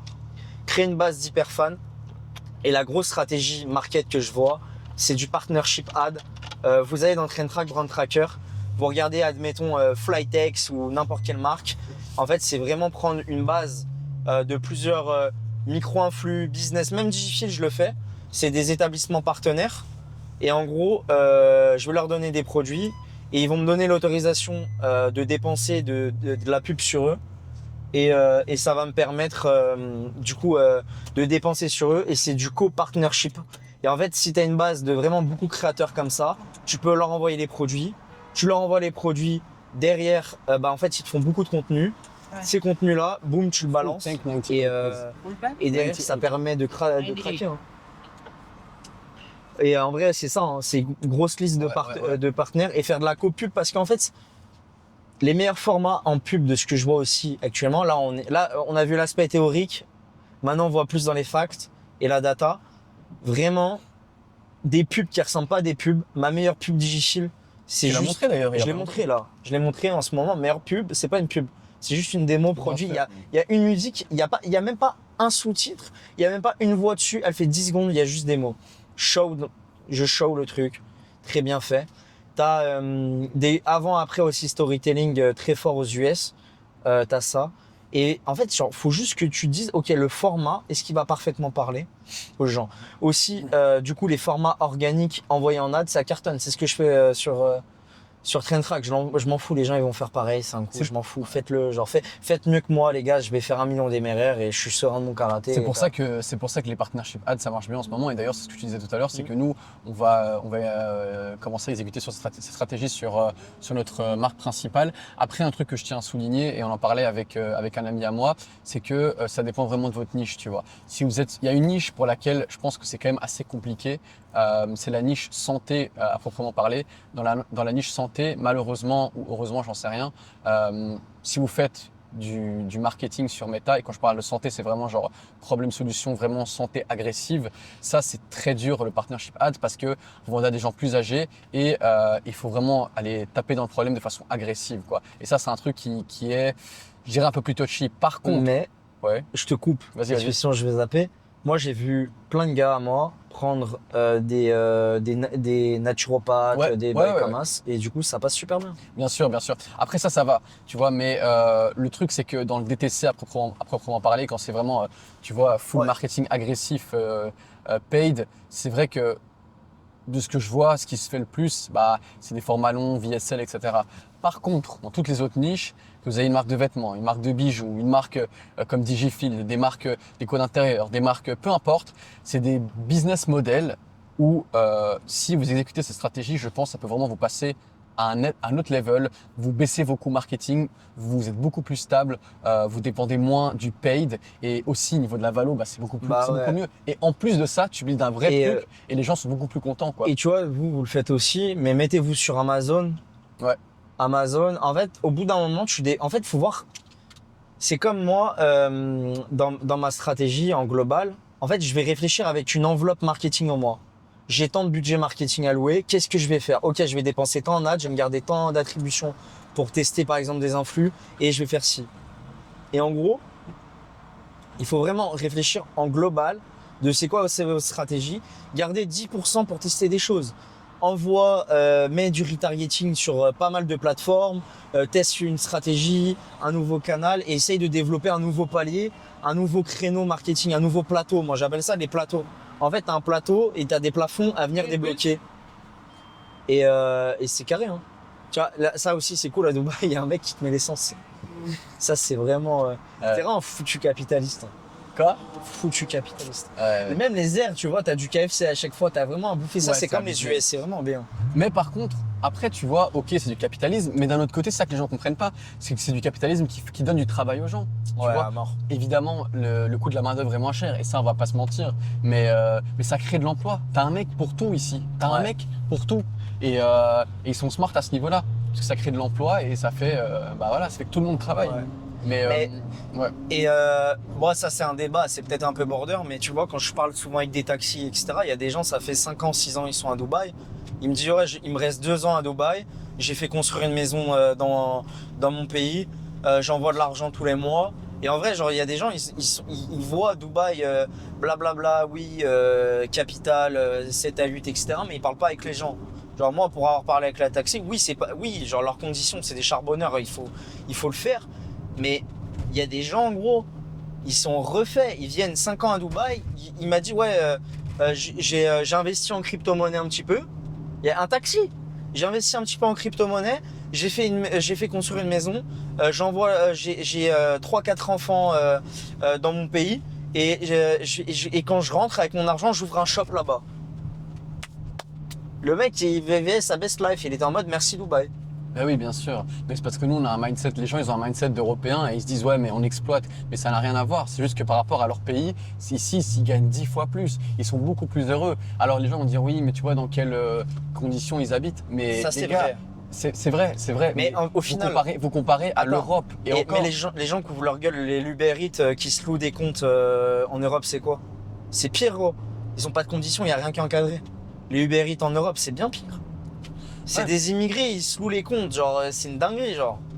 ouais, je sais, mais c'est pour ça que je te dis que les conditions, tu as l'impression dans lesquelles ils habitent ici. Alors je sais que c'est pas optimal et je comprends. C'est la complètement. vérité. C'est la vérité. Mais les conditions dans leur pays, elles sont encore pires. Genre, je vous invite à aller dans leur pays et à aller voir leurs conditions de vie, tu vois. C'est pour ça que, ouais, faut les respecter. Ici, tout le monde se respecte Ouais. et il y a du travail pour tout le monde. Et voilà, ça fait tourner l'économie et ça marche bien, quoi. Ouais, c'est sûr. Hein. Mais ouais, non, par rapport à ce qu'on disait tout à l'heure, ouais, les commandes 2026, je suis d'accord avec toi. Et pour rebondir à un truc que tu disais, c'est que oui, même si tu as envie de faire du cash flow rapide et tout, mais rien n'empêche que tu peux faire du cash flow rapide en faisant les choses bien. Bien sûr. Quand tu lances une marque, tu fais les choses bien, tu analyses tout le process avant de lancer. C'est juste qu'on ne te dit pas de scaler directement. Tu vois, tu as une ads qui est rentable, tu n'as pas le produit, tu fais des trucs de merde, ton back-end il est pas ouf, etc. Tu dis, ouais, mais c'est bon, j'ai des ROAS de 3, vas-y, je vais scaler de 1 10 a day parce que je veux du cash. Les gars, attendez une semaine, vous avez validé votre concept, vous avez validé votre produit. Tous les produits se vendent. Tous les produits se vendent. Vous n'êtes pas une semaine près dans votre vie. Vous n'êtes pas une semaine, pas 2 semaines, vous n'êtes pas un mois, tourner en précommande, rembourser les clients. Sur du long terme, ça va beaucoup plus payer. Et ouais, vous allez build un truc solide. En plus, ces clients-là que vous remboursez, que vous appelez au début d'un projet, vous pouvez les faire devenir en mode VIP comme des putains de bêta-testeurs. Et ces clients-là, vous pouvez en faire des ambassadeurs, prendre des feedbacks directement avec eux et co-développer les prochains produits. Genre, vous leur envoyez, vous demandez leur avis. Il y a des gens, genre, tu peux trop. Et en vrai, il y a un gars qui, moi, il m'impressionne en ce moment sur le marché francophone, c'est Hugo, avec Flytex. Je le dis souvent, mais Hugo, il a tout compris. À mon avis, il a un recurring de malade mental. Il lance des nouveaux produits constamment. Il crée une putain de communauté autour. Ça veut dire qu'il va à des runs. Il y a des gens, ils savent même pas que c'est lui le founder. Il est en train de faire un big truc. Il est parti aux US, il a lancé aux US. Il a mis un moment à craquer. Ça, c'est pareil. Si tu fais du cash en France, t'as une brand qui tourne en France, lance-la aux US, tôt ou tard. Tu vas faire beaucoup plus d'argent. Et même si tu mets 6 mois à craquer ou t'es break-even, tu t'en fous parce que ça va tellement augmenter la valeur globale de ta boîte. Même si t'es break-even US, tu vas pouvoir jouer sur ton recurring au bout de 3-4 mois, vu que tu vas beaucoup plus dépenser. En fait, il y a des gens, il faut élargir la vision. C'est pas moi qui le dis, hein. Moi je suis partisan des US, j'ai tout le temps les US. Mais gros, genre, mais moi, les US, bien sûr, les US. Les US, c'est la base. Mais ouais, moi je connais pas du tout Hugo, mais ouais, c'est vrai que j'ai suivi un peu de loin ce qu'il a fait avec Flytex et c'est vrai que c'est balèze. Et j'imagine que si jamais il voit cette vidéo, bah, j'imagine que sa marche, elle doit être incroyable. Et voilà, il a eu la vision long terme et il nique tout le monde, tous les mecs qui étaient là avec leur petit truc de cash flow. Ouais. Il incarne lui-même, il fait lui-même des créas, il pousse sa personal brand en tant que founder. C'est beaucoup plus simple pour lui de connecter avec des ambassadeurs du produit, des influenceurs. Là, il a fait une vidéo avec Baki, ça a fait plus de 60 000 vues. Avant, il a dépensé pour passer sur Legend. En fait, genre, il ose, tu vois. Il a osé le truc de dire, ok, je vais passer dans Legend, je vais dépenser, je vais voir ce que ça me rapporte. Bien sûr, et c'est ça un peu la secret sauce des entrepreneurs, c'est que comment tu veux connaître le héroïque que ça aura, tu dépenses et tu testes. Ouais. Au pire, t'apprends et ça pourra que avoir un impact positif sur le long terme. T'apprends de tes erreurs. Là, dans ma série de vidéos, j'ai dit le business c'est un puzzle où en gros tu prends les pièces, tu dois les assembler ensemble. Des fois, tu te trompes. Du coup, tu prends l'autre pièce et tu complètes comme ça. Je vous jure, c'est ça le business. Tu prends un puzzle de 1000 pièces où tu pars de zéro, tu fais une base, tu consolides. Après, tu viens, t'accroches, tu défais. Quand tu t'es trompé, tu remets. Je vous jure, c'est ça le business. C'est un puzzle. C'est vrai. Il n'y a pas de réponse à. Celui qui gagne, de toute façon, celui qui envoie tellement de volume qu'il aura raison. T'envoies tellement de volume d'ad. Après, il faut quand même faire de la qualité, mais t'envoies tellement de volume en ad. T'envoies tellement de volume en contenu. Et ça, je le vois par exemple. C'est dans tout. Hein. Là, j'ai dépassé plus de 10K sur Insta, juste parce que je me suis chauffé, j'ai posté 3 réels par jour. Qu'est-ce que tu veux faire? Le volume, ça reste. Là, je fais ma série 30 jours, 30 vidéos. Je suis curieux de voir les résultats sur une nouvelle chaîne. C'est un coup, ça va être un flop. C'est un coup, ça va être un truc à long terme, ça va être une masterclass. Je m'en fous, je fais. Dans tous les cas, je vais mieux m'exprimer à la caméra et je vais encore passer un step en vidéo. Ouais, sans blague. C'est que, je te dis, le volume, je pense que dans le business, c'est la secret sauce en fait. C'est le volume. Volume plus. Et de toute façon, c'est Hormozy, il disait un volume plus qualité égale résultat. Ouais. Non, c'est vrai. Mais ça, c'est des belles paroles, ça, je trouve. L'aspect du puzzle, ça, je trouve que c'est intéressant. Ouais, c'est pas mal le puzzle. C'est pas mal. Et ok, très intéressant en tout cas, tout ce que tu as pu dire là. Maintenant, je te dirais un peu sur l'aspect hors e-com, plutôt dans la vie de manière générale. On va arriver, à mon avis, vers la fin du vlog. En plus, je vois que la caméra commence à surchauffer. En tout cas, c'est un bon épisode. C'est un bon épisode, là, full value comme d'hab. Et moi, je vais te poser une question. Encore une fois, deux questions dans l'une. Ouais, t'inquiète. Tu dirais quoi au BX d'il y a 5 ans et où tu vois le BX Dans 5 ans. Dans 5 ans ou dans 10 ans? C'est Euh, quoi un peu ta vision là par rapport à toi? Il y a 5 ans, je dirais, fais la même chose constamment et teste beaucoup plus de choses et pose-toi moins de questions. Arrête d'overthink. Je vous jure, les mecs qui font de l'argent, maintenant, je les côtoie ou même d'autres sphères. J'ai croisé des milliardaires, des gens comme ça. Parce que par hasard, hein, parce que je vais fréquenter des bons endroits et je parle aux gens où ils voient une personne jeune là-bas, ça les intrigue. Et juste, c'est des personnes qui font. Genre, en vrai, faut faire constamment la même chose et travailler tous les jours la même chose, avec qualité, le bon réseau, le bon véhicule. Une fois que tu as capté ça, faut faire que ça. Et, euh, et je dirais, ouais, juste en mode, poste plus, fais plus de contenu. En fait, tout faire ce que je fais en x10. Au final, c'est ça. Je lui dirais, fais plus. Et accepter que j'étais trop pressé à un moment. J'étais trop pressé dans le parcours. Je voulais trop griller d'étapes. Il y a des trucs, en fait, tu peux pas. En fait, t'es obligé de casser la gueule à un moment ou autre et te relever. C'est parce qu'en fait, je pense qu'on est trop matrixé à cause des réseaux sociaux où tu vois les mecs de 100%. tu vois les mecs de 22 ans qui sont multimillionnaires, tu dis, ouais, putain, moi aussi j'ai envie d'être ça C'est une rapidement. anomalie. Et c'est les anomalies de marché. Et quand tu connais le background, des fois, il y a du mytho. Il y a. Ouais, Vas-y, je veux me faire le rageux. Vas-y. Non, mais bien sûr. Mais ce que je veux dire, c'est que t'as des anomalies de marché. T'en as qui ont eu de la chance, qui sont arrivés au bon endroit au bon moment. Et aussi, bah ouais, t'en as qui sont arrivés sur des bonnes verticales, quoi. Mais je pense que chacun a son heure. Gros, Si tu travailles. Et il y a une putain de chance aussi. Hein. Il y a une Bien part de sûr, chance dans il y a le une part de business, chance, gros. mais la chance, il faut la saisir au bon moment face à une opportunité, quoi. Mais moi, Mais la chance, des fois, j'ai eu de la chance. Ouais, bien sûr. Mais moi aussi. Genre, avec tout. Des fois, ils t'envoient une ad, gros, elle pète, t'as de la chance, gros. Bien sûr, mais la chance, si t'as jamais envoyé cette ad, elle va jamais oui. péter. Donc, Mais t'envoies tellement de volume avec de la qualité que tu provoques ta chance. c'est ça. Et évidemment que t'as de la chance. Le nombre de fois, maintenant, on a des marques, on est sur du long terme. Je te jure, des fois, il y a des trucs qu'on me demande. Et ça, dis, c'est ouais, les j'ai eu cool. de la chatte. Non, mais le pire, c'est les Américains. Le pire, c'est les Américains. Tu leur poses la question, ouais, pourquoi t'as fait ça? Je sais pas, j'ai fait. Ouais. Un commentaire, ouais, je sais pas, j'ai eu de la chance. Ouais. Gros, genre, Ouais, je sais bien. gros, il y a des Américains, ils me disent juste, ouais, j'ai eu de la chance. Mais Je c'est dis, pour ça, mais c'est parce que genre j'ai fait et au bout d'un moment j'ai eu de la chance, gros. Mais c'est pour ça que genre, tu vois, il y a plein des moments où j'ai des appels avec des gens et ils me disent mais comment t'arrives à voir ça? Moi j'ai un pote, il me dit tout le temps, un de mes meilleurs potes, il me dit tout le temps, ouais mais Alex, toi t'es visionnaire à chaque fois, tu vois le truc et genre t'arrives à voir la bonne opportunité au bon endroit au bon moment. Je lui dis non mais il y a plein de fois où j'ai de la chance. C'est juste que j'essaye et je réfléchis pas trop longtemps. Et des fois, j'agis comme un Mongolien et je Ouais. teste et ça prend. Et je dis, mais en fait, mec, j'ai eu de la chance. C'est parce qu'avant, j'avais testé genre 50 produits, 100 produits. Et je dis pas que c'est la stratégie à faire aujourd'hui. Je dis juste que C'est sûr. il y a des moments où j'ai eu de la chance. Une fois, on a lancé un produit. Genre, je l'ai trouvé comme ça, random sur TikTok. C'était genre, il y a quoi, il y a 4-5 ans. J'ai lancé random, j'ai trouvé random sur TikTok. Je me dis, ah ouais, ça pourrait être intéressant. Je lance en ads, ROAS de 20. Je lance La 100 chatte. balles de budget. On fait 2K, je me dis, oh what? Je scale à 200 balles, on fait 3K. C'est sur TikTok quand je fais du TikTok ads.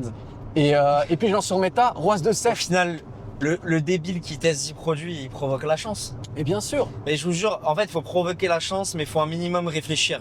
Genre, t'as fait les choses avec le background de ce que t'as testé et t'as appris de tes erreurs à chaque fois. Donc forcément, plus tu fais de choses, plus tu t'améliores. Mais tu as un effet d'entonnoir aussi qui se crée dans Ouais. le sens où, en fait, plus tu testes, plus tu sais ce qu'il faut pas faire. Et en fait, à la fin, ta chance, ton taux de réussite devient plus élevé. Ouais. Et tu as encore plus de chance parce que tu évites toute la merde. Ouais. Après, tu fais encore de la merde. Hein, mais, et c'est C'est ça. comme le framework SaaS, c'est pareil. Hein. Ouais, bah, c'est comme dans tout, je pense. C'est pareil, c'est les mêmes frameworks. Le business, et en vrai, j'ai jamais autant progressé dans le business que depuis que j'ai commencé le SaaS parce que c'est vraiment la Rolls-Royce du business. Je crois que vous vous rendez pas compte, genre.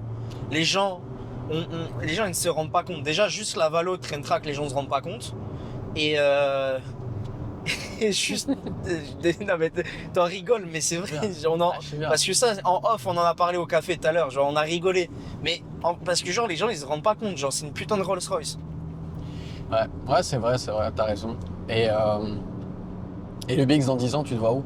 5 ans ou 10? 5 ou 10? 10, faut pas abuser. Je sais pas ce que je vais faire demain. Déjà. C'est vrai que c'est dur de se projeter aujourd'hui dans 10 ans, comme on frérot. dit, 5 ans. 5 ans? Le BX qui aura 30 ans, 31 ans. Ouais, 30 ans, 31 ans. En vrai de vrai, j'espère d'être devenu vraiment une référence dans le marché francophone ou en général dans l'entrepreneuriat. Commencer potentiellement mon incubateur, à investir dans des boîtes, diversifier mon folio dans de la start-up, etc. Vivre là où je kiffe, la vie la plus simple possible, vraiment, genre continuer à pas me prendre la tête et créer le futur avec des bonnes personnes qui ont un cerveau et peut-être même du coup avec les mêmes associés, je kifferais. Et peut-être du coup découvrir de nouvelles personnes, bosser, lancer des projets, commencer à diversifier et avoir créé mon mastodonte en e-com ou dans les commerces physiques avec Digifil et Traintrack. Et rester focus à équiper le plus de business possible et de commerce et le plus d'e-commerçants. En vrai, faire la même chose constamment et sans M de valorisation fort. Et sur le plan perso, tu te vois où? Tu te vois avec un petit Vincent Junior ou pas? Je sais pas, on verra ce que la vie nous réserve. Ouais, voilà, nous réserve. Je pense que je commencerai à me poser des questions à ce moment-là, ouais, forcément. Non, t'as raison. Je commencerai à me poser ces questions-là. Après, il y a plein de choses que tu contrôles pas. C'est ton Bien partenaire, l'effet de la vie. Il y a des choses que tu décides pas et tu verras bien la situation géographique, financière. En tout cas, j'espère juste d'être bon dans ce que je fais et devenir une meilleure personne, distribuer un maximum de value. Et je pense que j'aurais ramené un truc en 50 contenus sur le marché. Ouais, et même en vrai, dingue. vas-y, là, ça fait longtemps, on est dans le vlog, on est je ne sais où en termes de content. Et la vie de ma mère, genre, j'ai changé un truc et on me l'a déjà dit sur le contenu ou de la façon de penser. Même les métriques que je retrouve aujourd'hui dans pas mal de formations en France. Et c'est grave bien, parce que moi, je m'en bats les couilles, je suis juste là pour augmenter. Et moi, je crée les produits que les gens ils veulent utiliser. Et je suis content d'informer, éduquer et donner. Je pense que j'ai ramené une façon de penser qui était différente en termes de qualité de véhicule, de business, de valo sur du e-com. Forcément, j'ai fait je ne sais combien de podcasts. Mon podcast, il est dans le top 1% des podcasts francophones. Non pas parce que je fais les choses bien, peut-être oui, mais juste parce que j'ai envoyé plus de 20 épisodes. Ouais. Je pense que ce que tu as ramené aussi, c'est une façon très américanisée de penser au business et une façon différente de voir les choses qui est pas trop fait sur la francophonie, je pense. C'est quoi, tu penses? Parce que tout à l'heure, tu m'as dit, mec, tu te rends pas compte, il y a un nombre de gens qui kiffent ce que tu fais. Je pense que déjà, tu as une personnalité qui est un peu atypique dans le sens où voilà, tu es toi-même, comment dire, tu es toi-même et je pense que ça parle aux gens. T'es aussi, ton histoire, elle est cool. Tu t'en bats les couilles, tu vois, tu fais ce qui te passe par la tête. Ouais. Je pense que t'es quelqu'un de très créatif, de manière générale. C'est Et, vrai ça. mais Je suis un putain de créatif. Je sais très bien. C'est pour ça que tu gères les créas de tes brands, etc., de tes business. Et aussi l'aspect plus, je dirais, plus raw, organique. Tu partages l'évolution de tes business, comment ça croît. Tu donnes de la value sans compter. T'es transparent sur ce que tu fais, sur tes chiffres aussi. Les gens, ils peuvent poser des chiffres et on a beau dire ce que tu veux, mais qui fait 300K d'MRR aujourd'hui avec un SaaS en France? Il n'y en a pas beaucoup. En un an surtout. En un an, il n'y en a pas beaucoup. Je suis désolé, il n'y en a pas beaucoup. Avec ce que vous faites, aussi avec la taille. Bootstrap. Parce que les gens Bootstrap. les défoncent. Bien souvent. sûr, à bootstrap en plus, tu vois. Je suis parti Donc, avec 3000 balles. Donc ça c'est Et tu vois, c'est appréciable. tu vois, en plus, il y a des gens, ils disent oui, là, je ne sais combien. Genre, tout à l'heure, on parlait de mes equity sur les projets. Genre, ils sont totalement respectables. Genre, des fois, je lis des trucs, des conneries sur internet, gros. Genre, il y a des gens, ils connaissent mieux ta vie que toi-même. C'est des ouf, gros. À la base. Mais, Mais les gens, des fois, ils sortent des trucs, tu sais Mais même pas. il y a des gens, ils sortent des trucs, mais frérot, mais qu'est-ce que tu me racontes, genre? Enfin, je sais quand même les bouts de papier que je vais signer là. Je les ai signés là, en plus à côté, là, genre Adamton juste à gauche. Je sais quand même les bouts de papier que je signe, bordel. C'est des ouf, les gens. Ouais. Ça, c'est les trucs de. Ça, c'est les c'est quand réseaux, tu fais le hein. contenu, c'est les réseaux. C'est les réseaux. C'est les réseaux. Et même Digifil, gros, en vrai, c'est partout. Tout à l'heure, tu parlais de New York, Paris, on est partout. Là, le but, c'est vraiment équiper le plus de plaques. En vrai de vrai, c'est parce qu'on a fait un putain de produit. C'est facile à le configurer. On a un putain de portail avec tes scans, tout centralisé. Et là, on est en train de faire un putain de SaaS pour les commerces, pour opérer comme si c'était des grands business et leur simplifier la vie. Parce que c'est un enfer pour eux, Google, le référencement naturel, toutes ces choses-là. C'est un enfer pour eux. C'est un enfer. Demain, tu as ton business. Déjà, ils détestent le fait d'être en ligne. C'est pour ça qu'ils entreprennent dans le physique. Et ça, c'est vraiment pour la partie commerçant. On a équipé des franchises. Là, récemment, allez, vas-y, je vais flexer. Tu vois, tout à l'heure, on est passé sur les bureaux de Cisco. On a fait des Cisco, j'ai fait des Burger King aux US, j'ai fait des Burger King en Australie. KFC, c'est pareil. Des McDonald's, on en a. On a fait les sièges, toute la franchise d'Intermarché, tous les Intermarchés de France, la franchise, on a fait. On a fait récemment tout Quick. Genre, il y a plein de franchiseurs. En fait, des fois, je vous jure, c'est de la chatte. C'est parce que je suis en mode, vas-y, je dépense en ad, ils viennent à nous, on se fait recommander, on essaye de closer et je fais du mieux que je peux parce que des fois, j'ai des lacunes honnêtes, mais que j'ai rattrapées sur le fait de comment tu vends dans un commerce, etc. Parce que je suis au four au moulin et des fois, j'apprends des choses. Et ça, je suis honnête. Tu vois, il y a des gens, ils vont. Moi, je suis honnête. Je m'en bats les couilles.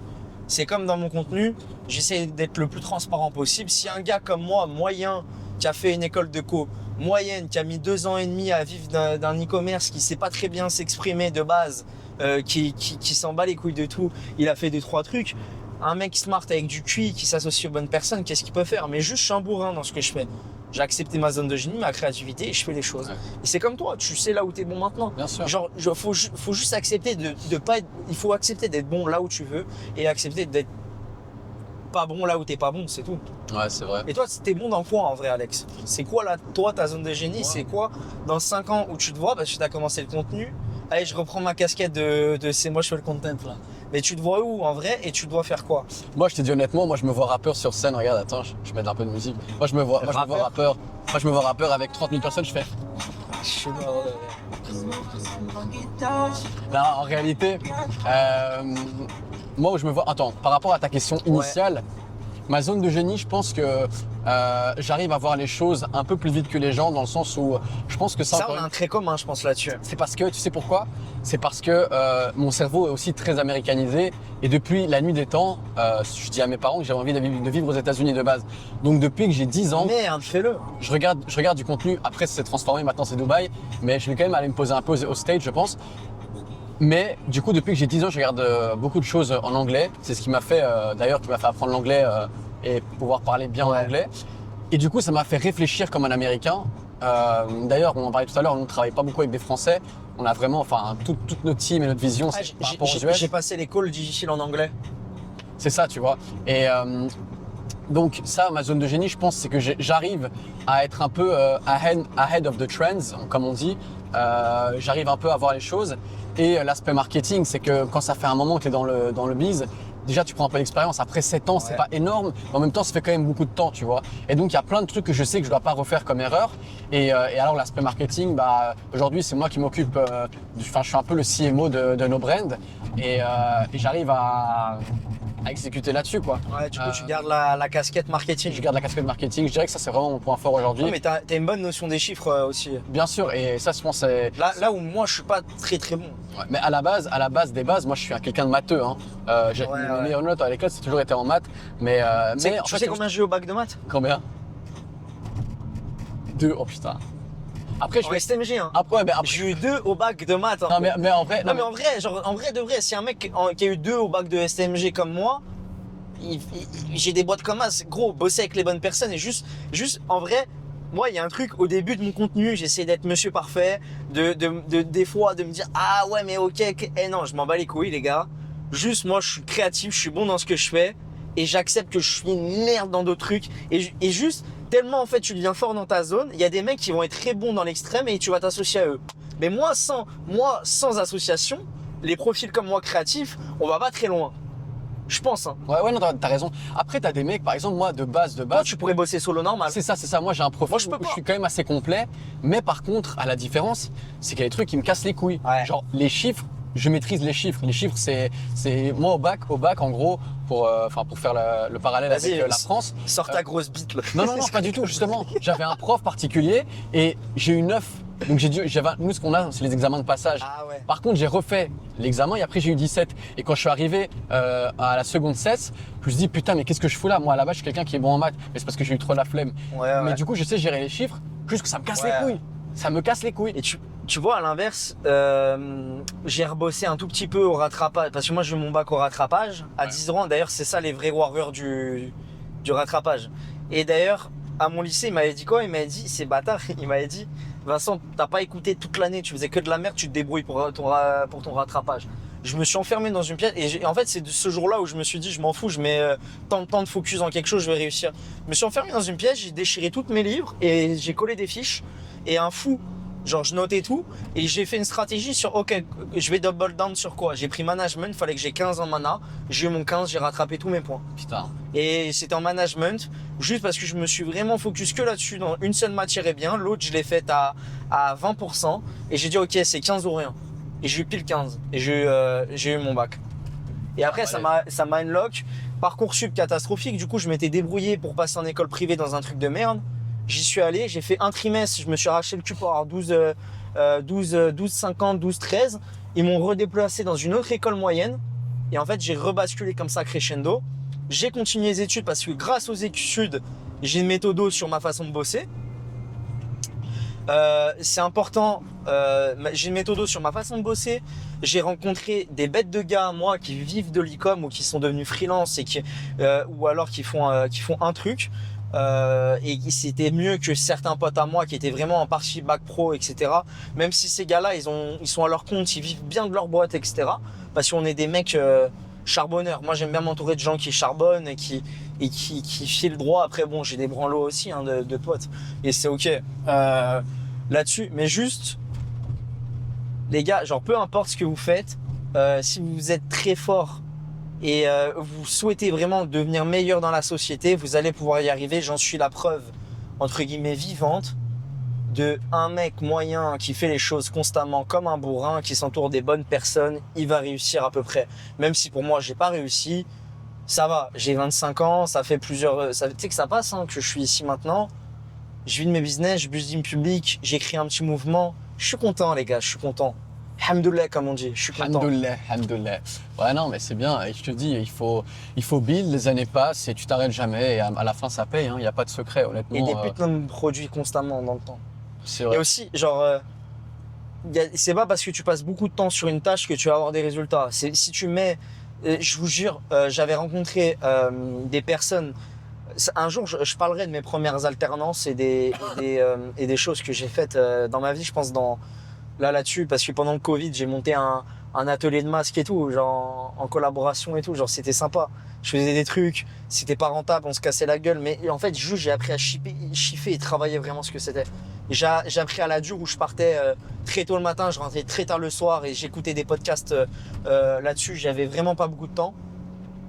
Vraiment à la dure. Et tout ce background-là de m'entourer de personnes beaucoup plus âgées dans le business m'ont beaucoup apporté. Et en fait, j'ai capté qu'ils ont juste taffé dans le mauvais véhicule et qui ne sont pas mis au goût du jour et qu'ils ont travaillé très durement pendant longtemps, ça paye pas. Parce que demain, tu bosses dans un... Je sais pas, dis-moi un business où c'est voué à l'échec quasiment. La vente de magazines, la vente de journaux. Dans le déclin. Voilà, ou l'impression. L'impression, c'est un bon. Demain, tu as un business, je sais pas, peut-être, je ne sais quoi. Demain, tu as un business en France d'impression. Ou alors, vas-y, tu produis de l'impression en France. Sachant qu'en Chine, c'est bien moins cher, etc. Et tu travailles depuis 20 ans dans la même chose sans te remettre en question ton véhicule et te mettre au goût du jour et tu te remets jamais en question dans ce que tu fais, tu n'auras pas de résultat. Et il faut juste travailler hautement sur le bon effort et le bon véhicule. Genre toi, donne-nous l'exemple d'un bon véhicule par exemple. C'est quoi tes métriques pour dire ok, ce business model, ce véhicule-là, il est bon? En fait, moi j'aime bien dire travailler sur la bonne verticale. C'est la même chose en fait. Comment je définis si un business est intéressant? Après, moi je suis très axé digital, e-commerce. Pour moi, les business aujourd'hui, les meilleures verticales, ça reste les business digitaux. Ça, on va pas se mentir. Après, il y a plein de verticales, mais je dirais un business où tu peux scaler. Enfin, tu as une grosse taille de marché, quoi. Un business où tu peux scaler assez fortement, je dirais que c'est intéressant. C'est vraiment une bonne question parce que moi, j'ai pas touché à beaucoup de business models en réalité. Ouais, mais t'as compris. Genre, c'est quoi tes critères? Genre, demain, tu dois lancer un e-com ou un truc, ou même un business, tu voudrais quoi? De la marge? En gros, ouais, ok. J'ai la réponse. En gros, demain, je dois relancer, par exemple, une marque ou un autre business, peu importe. C'est ça. J'ai mes critères de base. La première des choses que je vais regarder, c'est ce qu'il y a moyen de faire de la marge. Parce que scaler un business sans marge, ça m'intéresse plus aujourd'hui. J'ai plus envie de faire un business où je dois me battre pour avoir des marges, où je dois me battre pour gratter le moins de centimes, etc. Ça m'intéresse plus. Ça, il faut un business avec de la marge. Ça, c'est non négociable. Ensuite, je veux un business où on peut travailler en remote parce que travailler dans des bureaux et tout, ça m'a jamais attiré. Donc, je vais probablement me diriger vers du digital. Les business physiques aujourd'hui, ça m'intéresse pas et je trouve que c'est très dur à scaler. Alors, je n'ai jamais eu, donc je pourrais pas donner mon expérience. Mais de ce que je vois et de mon réseau, bah, tu galères à un moment, tu as un plafond de verre, tu vois. Et les marges, c'est pas les mêmes et c'est très très dur de sortir du putain d'EBITDA. Tu peux avoir un gros groupe, mais tu dois avoir, par exemple, tu as des restaurants, tu dois avoir énormément de restaurants. Ça demande des charges de malade mental et c'est stylé. Mais c'est stylé. si tu veux diversifier le système de franchise ou devenir franchisé, c'est pas mal. Hein. Ouais, bien sûr. Mais J'étais au salon de la franchise pour Jiffy et j'ai trouvé grave des trucs intéressants. Hein. Demain, tu ouvres un Tassi Croussi à Dubaï. Il y a le mec de Chamas par ici. Faudrait que j'envoie un message pour. Tu sais, en plus, c'est un mec de chez moi, je pense. Enfin, vu son âge, je suis un mec de chez lui plutôt. Mais tu vois, ça peut être grave intéressant. Ouais, mais après, je trouve que ouais, c'est intéressant les franchises, machin. Oui, mais rêve, ça. En fait, mais ça reste casse. Frérot, j'ai goûté au SAS. Quand t'as goûté. Oh là là là là là, le SAS, frérot, la marge qui tombe, c'est de l'abonnement en marge. Mais oui, c'est ça, c'est ce que je te dis. Oh là là. Business à marge, t'es low, en gros, t'es des business ultra lean, donc t'as besoin de pas beaucoup d'employés. Ouais. Tu fais des revenus de multinationales avec des équipes de PME avec 5 personnes, tu vois. C'est vrai. Aujourd'hui, nous. Mais s'il vous plaît, un putain de glitch, je te coupe, Alex. Mais moi, j'ai vraiment la politique de me dire, il faut que je paye des gens, vu que je suis en remote comme ça, je peux payer des gens salaire américain. Et en fait, genre, tu les payes tellement bien que, en gros, t'as pas besoin de faire la police, ils veulent juste continuer d'être bien payés. Et genre, moi, mon objectif, vraiment à terme, je le dis, peut-être je vais me faire taper des doigts, mais j'aimerais bien que tous les gars chez moi, plus tard, ils touchent minimum salaire américain 10K par mois. Bien sûr. Et demain, en vrai, les mecs, tout le monde chez moi, ils touchent 10K par mois. En fait, c'est eux qui me rendent des comptes. Parce qu'en fait, ils veulent continuer à être payés 10K par mois et taffer dans une bête de boîte. En plus, je suis pas casse-couille, genre. Vraiment, genre, en vrai, il y a des gars, je vois, ils gagnent, des gars, genre, ils gagnent 2-3 francs 6 sous, frérot, ils cassent les couilles, genre, ça va, genre, peut-être des fois j'ai mes phases, vas-y, je vais parler brut, comme ça, mais ils savent c'est pas méchant, genre, en vrai, dans le fond, je suis pas un tyran, peut-être je suis un peu un dictateur, c'est vrai, des fois, mais je suis pas casse-couille tant que le travail est fait et qu'on va dans la bonne direction, je suis content, quoi. Il y a pas le choix, il faut bien payer ses emplois. Bah ouais, j'ai envie de bien payer des gens, t'as pas le choix, ça c'est un truc, tu vas avoir les meilleures personnes avec toi, tu vas avoir une vision, tu veux que des putains de cerveau, gros. Il faut payer les gens, payer les gens. Même faire du contenu avec toi, ça me fait me kiffer parce que putain, tu vois, t'as un minimum de QI quand on parle de choses. Putain, et des gars, genre, tu peux pas parler avec eux, genre, en vrai, c'est pas méchant, mais gros, tu peux pas parler, tu peux rien en fait, ils comprennent rien, en fait, genre, je te jure, et un mec qui a consommé du contenu américain, ou en gros, tu le vois direct dans le cerveau. Ouais. Tu le vois direct. Moi, vraiment, j'ai progressé quand j'ai commencé ça, et ouais, mais t'as changé, bon, t'as pas. Ouais, j'ai changé, gros. T'es beaucoup moins.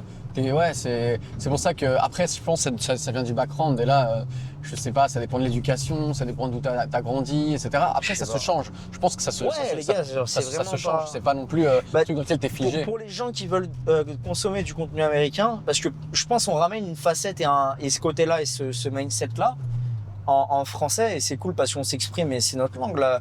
Et moi, je kifferais voir plus de français francophones réussir. C'est pour ça que je fais mon contenu aussi comme ça et je m'exprime pas aussi bien que toi en anglais. Enfin, pas encore. Après, moi, je suis belge, hein, c'est pour ça. Ouais, t'es belge aussi. Ça y est, c'est vrai. Si t'as vu, j'ai dit francophone, j'ai pas dit français. Ouais. Parce que je le dis parce qu'il y a plein de gars qui m'envoient des messages du Canada, des Belges et tout. Et c'est depuis que je suis allé faire un truc en Belgique. Je me dis, ah ouais, c'est vrai, il y a pas que T'as kiffé la Belgique? Bruxelles. Ouais, c'est sympa, c'est mignon. Mais tu connais pas les bons spots. Je vais te ramener la prochaine fois, tu vas voir. En vrai, c'est un peu boring. Déjà, je devais rentrer, je me suis fait cancel mon flight, je suis resté bloqué en Europe. C'est boring, mais si t'as les bons spots à BX, Mabel, là t'as des bons trucs. Frérot, genre c'est magnifique, toutes les ambassades et tout, genre quartier ambassadeur, c'est vraiment stylé, gros. Moi, magnifique, c'est magnifique, gros, il y a des bêtes d'ambassade. Moi, j'aime l'archéologie. Non, mais tu dois voir. L'archéologie. En été, t'as des. Pas l'archéologie, oui. L'archéologie, le mec qui travaille dans les mines. Ouais, exactement. Et bon, on est arrivé. Je vais chercher des mines. Il m'a déposé. Petit dernier mot de la fin, là, c'est quoi Bah, abonnez-vous à la chaîne d'Alex. Et abonnez-vous à la chaîne de BX. Ouais, tu vas mettre collaboration. c'est carré. Ouais, collaboration. Donc En tout cas, c'est la vraiment cool. fonctionnalité. Ouais, c'est grave cool le concept, ça change. C'est des- Et on a essayé de vous donner un maximum comme si Voilà, vous on étiez a- avec nous. Je sais pas si on va mettre tout ce qu'on a, tout En ce vrai, qu'on a c'est dit. carré, Il y a je pense, 2 heures. Hein. Je Il y a peux mettre énormément 2 de heures. content. Ouais. Envoie-leur 1h30, 2 heures dans la gueule, ça va leur faire du bien. Vous l'écoutez en plusieurs fois s'il faut, mais c'est trop. Je te jure, il y a rien à acheter quasiment. Ouais. Il y a tout à appliquer. Bon les gars, j'espère que ça vous a plu en tout cas cet épisode. Abonnez-vous et on se dit à la prochaine.